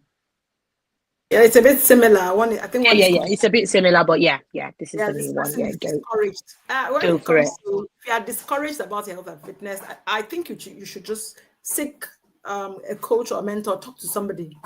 So share your struggle with somebody, because success is not without struggles. It's despite struggle, yes, you're still going ahead. You can ask anybody that has succeeded in health and fitness journey. It is not without struggle. Many times I wake up in the morning, I do not feel like exercising. Like, I don't. But what happens is that when you build habits eventually make it easier. But it takes a while to build habits, depending on the complexity of the habit. So that's why I recommend anything you're going to do it, with some kind of accountability and support for at least 90 days. That way you've already built the habit, and then you can go on, beyond that. But open up. You can send me a message, send me a chat. I'm on PSP. So send me a chat and then let's talk about it. Where you're having that. Amazing.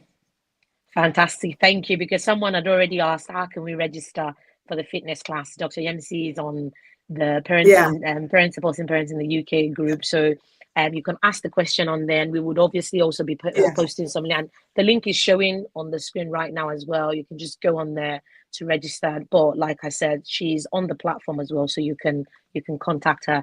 Thank you so much, Dr. Yemisi. As you've been speaking, I've just been looking at it like, look at you now. You are very well put together. So you're going to a coach that knows what she's doing, because thank you so much. Very, very powerful, insightful, and encouraging session. Right, we're going to be going to Olajumoke, who spoke to us around networking. We have a couple of questions for her. Welcome again, ma'am. Good to see your beautiful, Hello. beautiful face. So, our Thank first you. question for you, what are some practical strategies for introverted women who struggle with networking? Okay. Thank you very much. That's a very good question. So for me personally, yes, and I know a lot of people would not believe, but I used to be very timid, very introverted, and I mean, like very timid for a long time. I couldn't even figure out my father's face because I couldn't look him in the eye. That was how shy I was, right? But a lot of people think differently, especially my husband. They think differently now, and they can't for their life even believe that there was a time that was that way. But I think I first of all want to remove the paradigm, or for us to let go of the paradigm that an introverted person cannot network. So everybody, including an introverted person, can network, can build lasting relationship. And that's why, some people would make a joke that how is it that, people from a certain religious groups in Nigeria can get married and have kids, right? How did that come about? So the reason is because at some point or the other, they needed to get out of the that mindset and to really go for what they want. Now, for me personally, I think the strategy that work is go at your own pace. So you don't necessarily have to be out there with everybody. Okay. So take for instance, when you get into a maybe an event, the closest person to you that you can network with without having to stand up is the person sitting beside you. That's it. The person sitting beside you. So just a hello, get to here is my name is so so so and so. What do you do? What do you do as well? That enough is able to strike up a conversation, and then you can take it from there. Another thing so the first thing is start small, start basic, right from the person who is sat beside you. The second thing would be, especially with the advent of social media, I think I remember there are two individuals on social media that nobody knew them. For several years, they were basically operating a um,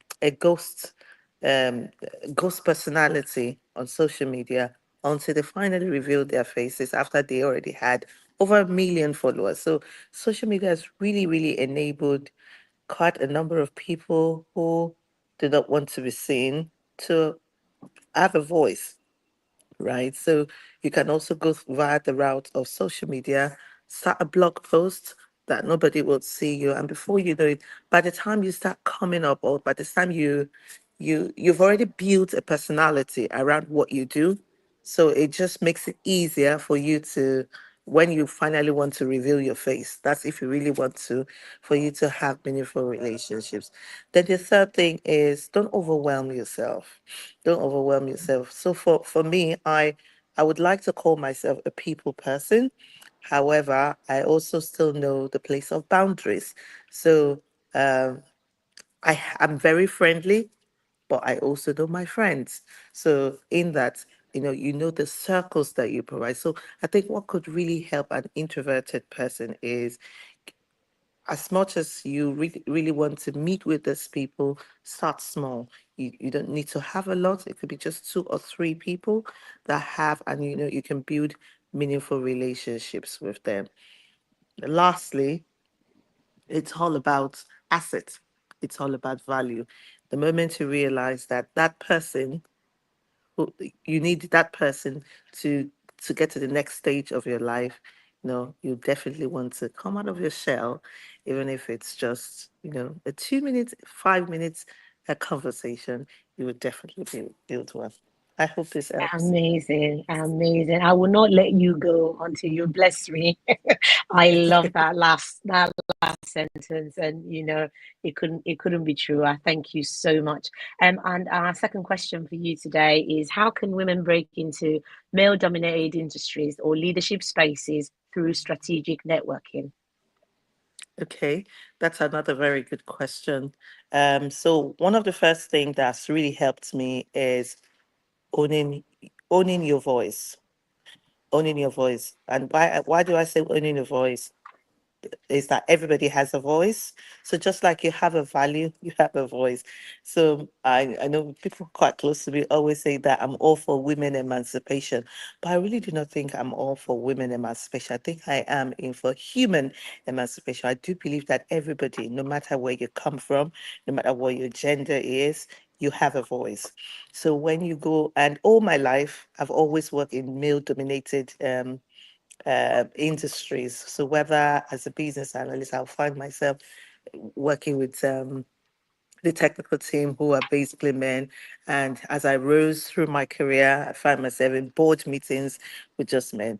But what's really helped me is me being able to own my voice, being able to speak confidently, and being also able to know my stuff. Right. So know my stuff. So when you want to network with somebody, there's no there's this thing that somebody used to say that when you go into a room, what sparks conversation is your level of knowledge about things. So there are some people that, they know a bit of everything. What one example of somebody of a good example is Elon Musk. I was watching his documentary, was it 2 days ago? And somebody who worked with him said the beautiful thing about Elon Musk is it doesn't matter no matter the topic that you speak to him about, he knows one thing about it. So as a woman who wants to break barriers, who wants to break into leadership roles, whether it's leadership roles or you want to get into a room, please read, get an understanding of at least some things that would spark conversation. I remember one of the key things that got me a particular contract was just because I knew about Walt Disney. It was as Wow. simple as that, Walt Disney. So I mean, I was in the room and I was supposed to be preparing a presentation to get to bid for that project. And the guy there was like, "Oh, um, it was going to Walt Disney World Resort." And we just really got talking.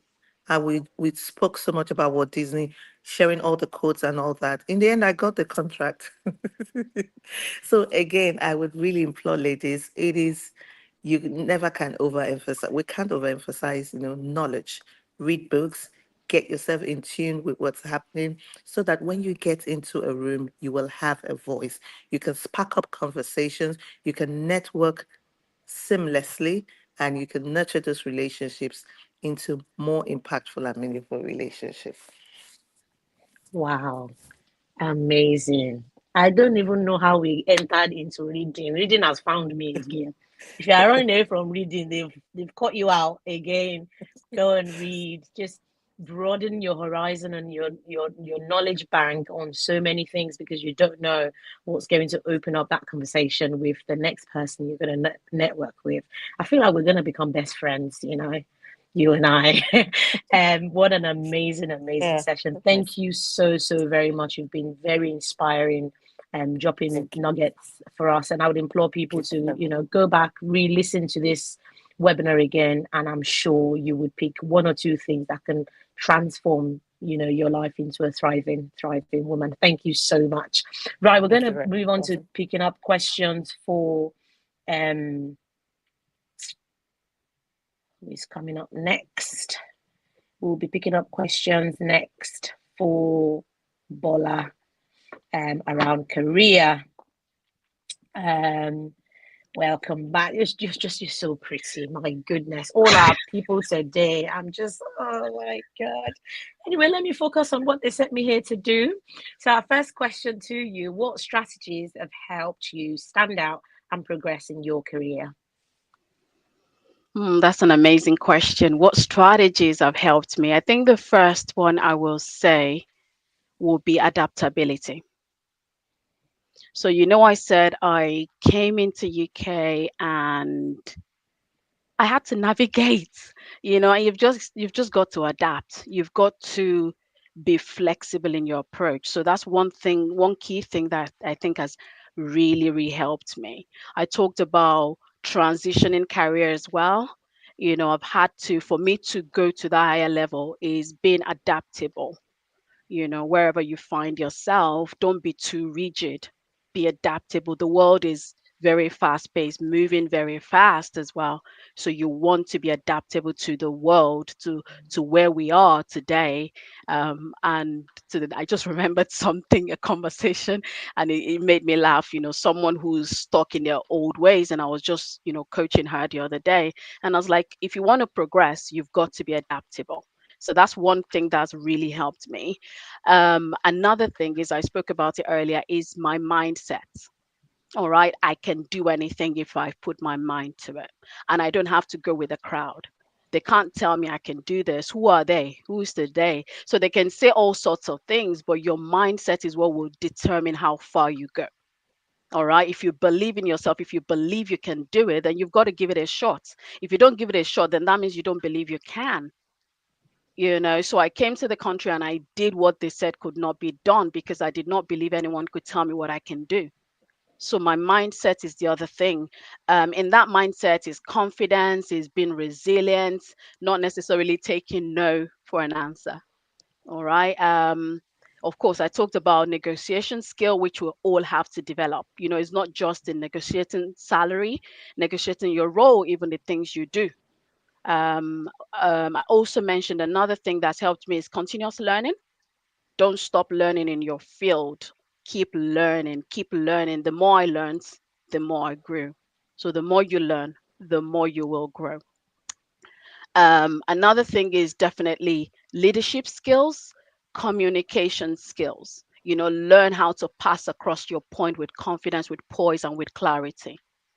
All right. So communication skill, leadership skill, they were key for me. Um, and know your staff. The lady that just spoke now said that word, and I always say it when people join the organization. I mean, for example, and they're saying, "Oh, they just want to spend some time with me," and I'm like, "Yes." Especially there's some notions and stereotypes around some certain people. You don't want that to be you. Know your stuff, do everything you do it with excellence, produce excellence every time. All right. What other thing? I always seek feedback. Seek feedback. How am I doing? How was that? And ask a lot of questions. I told you how questions brought me a project earlier. So ask questions. Don't be afraid to ask questions. And I think one more thing I'll mention and I'll stop is add value. Don't just be there in your organization or in any setting you're in. Add value. All right. And I'll stop there. Otherwise, we'll keep going. My goodness, we asked the questions. You delivered another whole webinar. That is amazing. And thank you so much.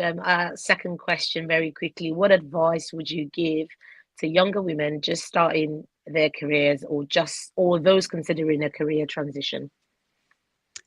Right. Okay. So anyone who's just starting, the first thing that came to mind is don't be lazy. it, it is so true, especially because you mentioned younger generation. I've had graduates come, well, yeah, I've had apprentices, come work for me, and some of them are very, very lazy. And I'm like, you can't really progress if you're lazy. So that's the thing. Don't be lazy. Put in the work. That's the first thing. Put in the work. The other thing is learn. Again, learning will come in. You want to transition. When I wanted to transition into project delivery, I went to pay for course myself. So go and learn in the field you want to go into. Learn about it. So that's the other thing. We've talked about adaptability. Be adaptable. Another thing that I did when I was going to transition is I sought out a mentor or a mentor found me, or I connected with a mentor. Let me say a sentence here that God dropped in my mind, and this is the first place I'm sharing it, so I've not developed it, but he said prayer is a strategy. Mm. That's the sentence that came to my mind just a couple of days ago, and I wrote it down. Prayer is a strategy. So you want to pray that God connects you with the right people. So I got connected with this lady that was just on my case. She actually came, what we call work shadow.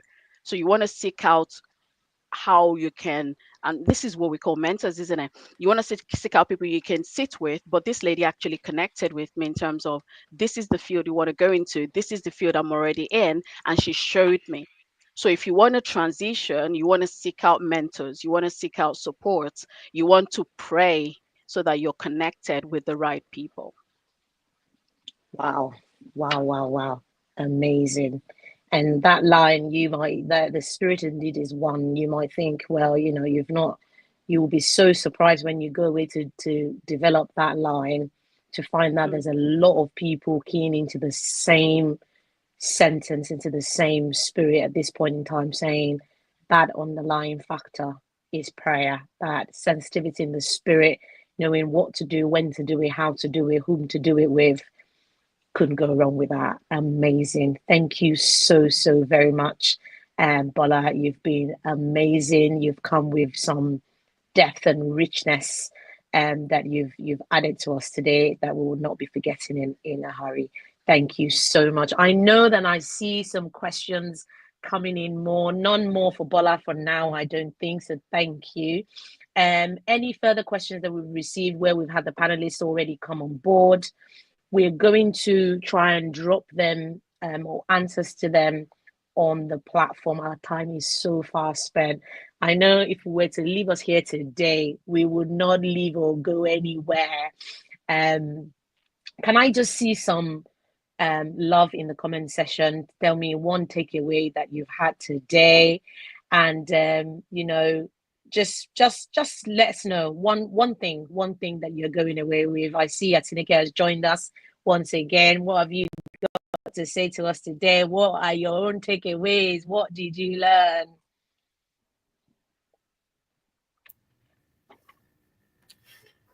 Wow, so many things to take away today. And Indeed.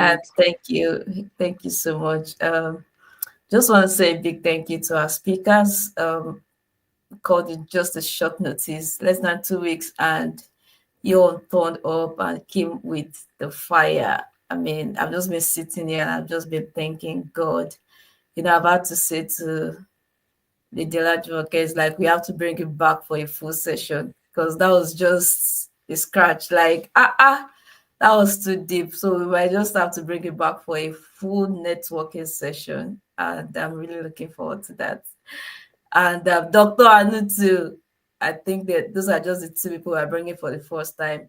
Bola is our person, our in-house person. Dr. Yebisi is our person. Hopefully, we'll get to bring them back again before the end of the year. But Lady Olajumoka and Dr. Anu, I think we need to have a full session for you because I mean, you all were amazing. Thank you so much for honoring our invitation. I can see some comments in there. Misty, do you want to read them out? People are already responding to your question. Yes, yes, yes. I see people saying continuous learning is key. Correct. Prayer is a strategy. You couldn't say it any better. See some thank yous coming in. Add value wherever you are, Clara says. Honestly, add value. Adding value, it just makes you shine like the bright star that you are. Be confident. Yes, yes, that's another one. And would you know that even from Dr. Anu's session, I picked up that confidence because you need some level of confidence to be able to go to your pharmacist or go to your GP surgery to make inquiries and not feel like somebody's going to laugh at you or might not take you seriously. You just got to put yourself out there and ask the questions. And Josephine says, thank you to our super speakers. They are, aren't they? They are super speakers indeed. Clara says, thank you so much to all the speakers. Amazing. I couldn't have said it better. Amazing, amazing. Before we round up, I know Atinika is going to talk to us very quickly about if you're interested in joining. I mean, there's really not much to say. It's already showing on there. I just wanted to round up my own question that I asked you at the beginning, saying, what's your picture of a thriving woman?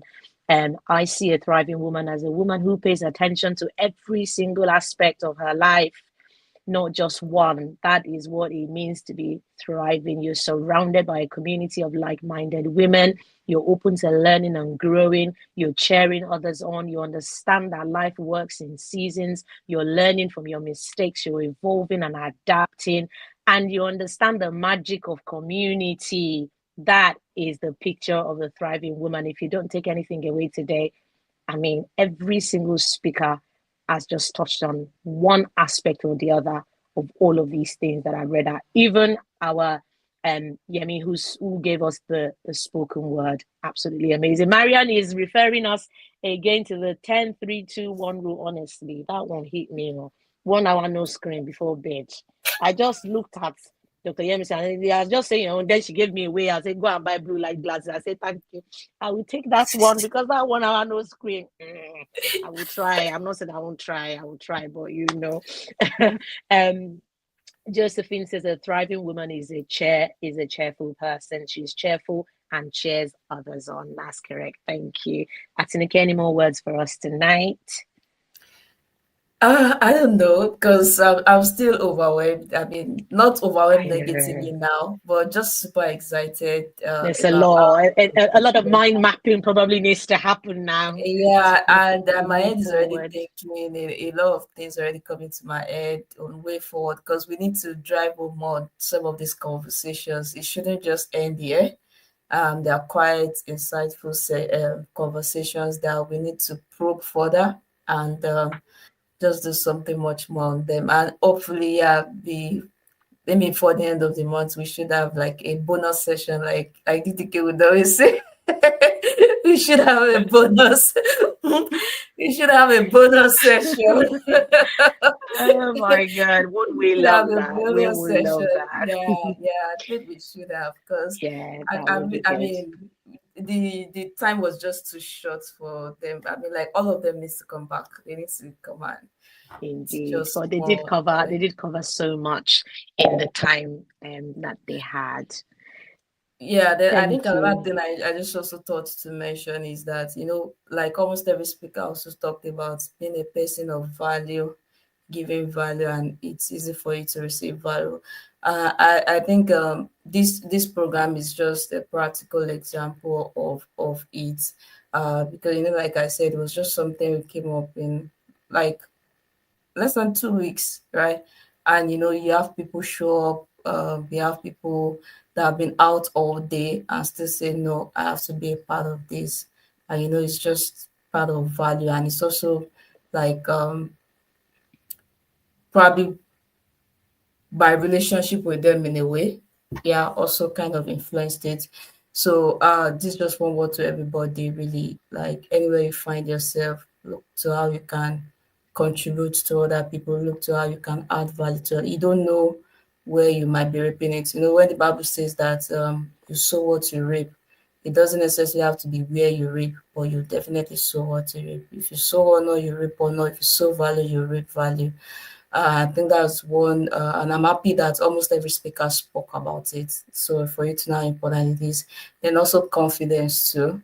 Yeah, if you notice, I mean, we are sensitive. There are some words that were repeating themselves, and when the Bible says, once has it spoken, twice I've heard." So if that means it's something God would always want you to hold on to, or something for you to, yeah, to share. I mean, to not just let it slide, right? Just brood more on it, and so help us God. So thank you all once Absolutely. again. If you're interested in joining the PSP, that's Parents Supporting Parents. This program is actually organized by Parents Supporting Parents in the UK. And if you'd like to be a part, that's the QR code. You can scan or use the link. We welcome only UK lines, and just for security and to be sure that everyone joining actually reside in the UK. A special thank you to Miss D, a special anchor for today. You've been amazing. She did some of the voiceover notes to some of the voiceovers. So thank you for being amazing. I celebrate you, my darling sister. All right, thank you, everyone. That's all for Thank me. you. Thank you so much, Atinuke. Thank you so much, everyone. Can we just do a round of applause, silent round of applause in the comment section for every single speaker? I want to just to clap emojis, and just thank you to Dr. Anu, thank you to Bola, thank you to Lajumoke, thank you to Dr. Yemisi, thank you to Yemi, and to Bola, and who else am I missing? I think I've mentioned everybody, and also to Atinuke as the convener of this. It's been absolutely amazing. Absolutely amazing. Yes, I see all the comments saying thank you. And thank you to each and every one of you as well for making time on a Saturday evening, night, to be a part of this. I'm absolutely convinced that your time has not been wasted. It's been an absolute pleasure anchoring this session with you all in attendance. Once this live is finished, you can re-listen to this using the same link over and over and over again. So once again, it's been amazing hanging out with all of you this night and this evening. I'm sure conversations will continue on the group chat. And if you're not yet part of us, well, you know what to do. If you want to be a part of the conversation, just click on that link there or scan the QR code. So that's it. Calling it a night from us all here on behalf of all the admin and everyone. Thank you once again. Good night and God bless you. See you later. Bye. Bye, everyone. Yeah. Thank you for joining. So the remaining questions will be answered on the group. Dr. Annie is going to respond to some questions on the group. Yeah, cheers, everyone. Bye. Bye. Bye. Bye.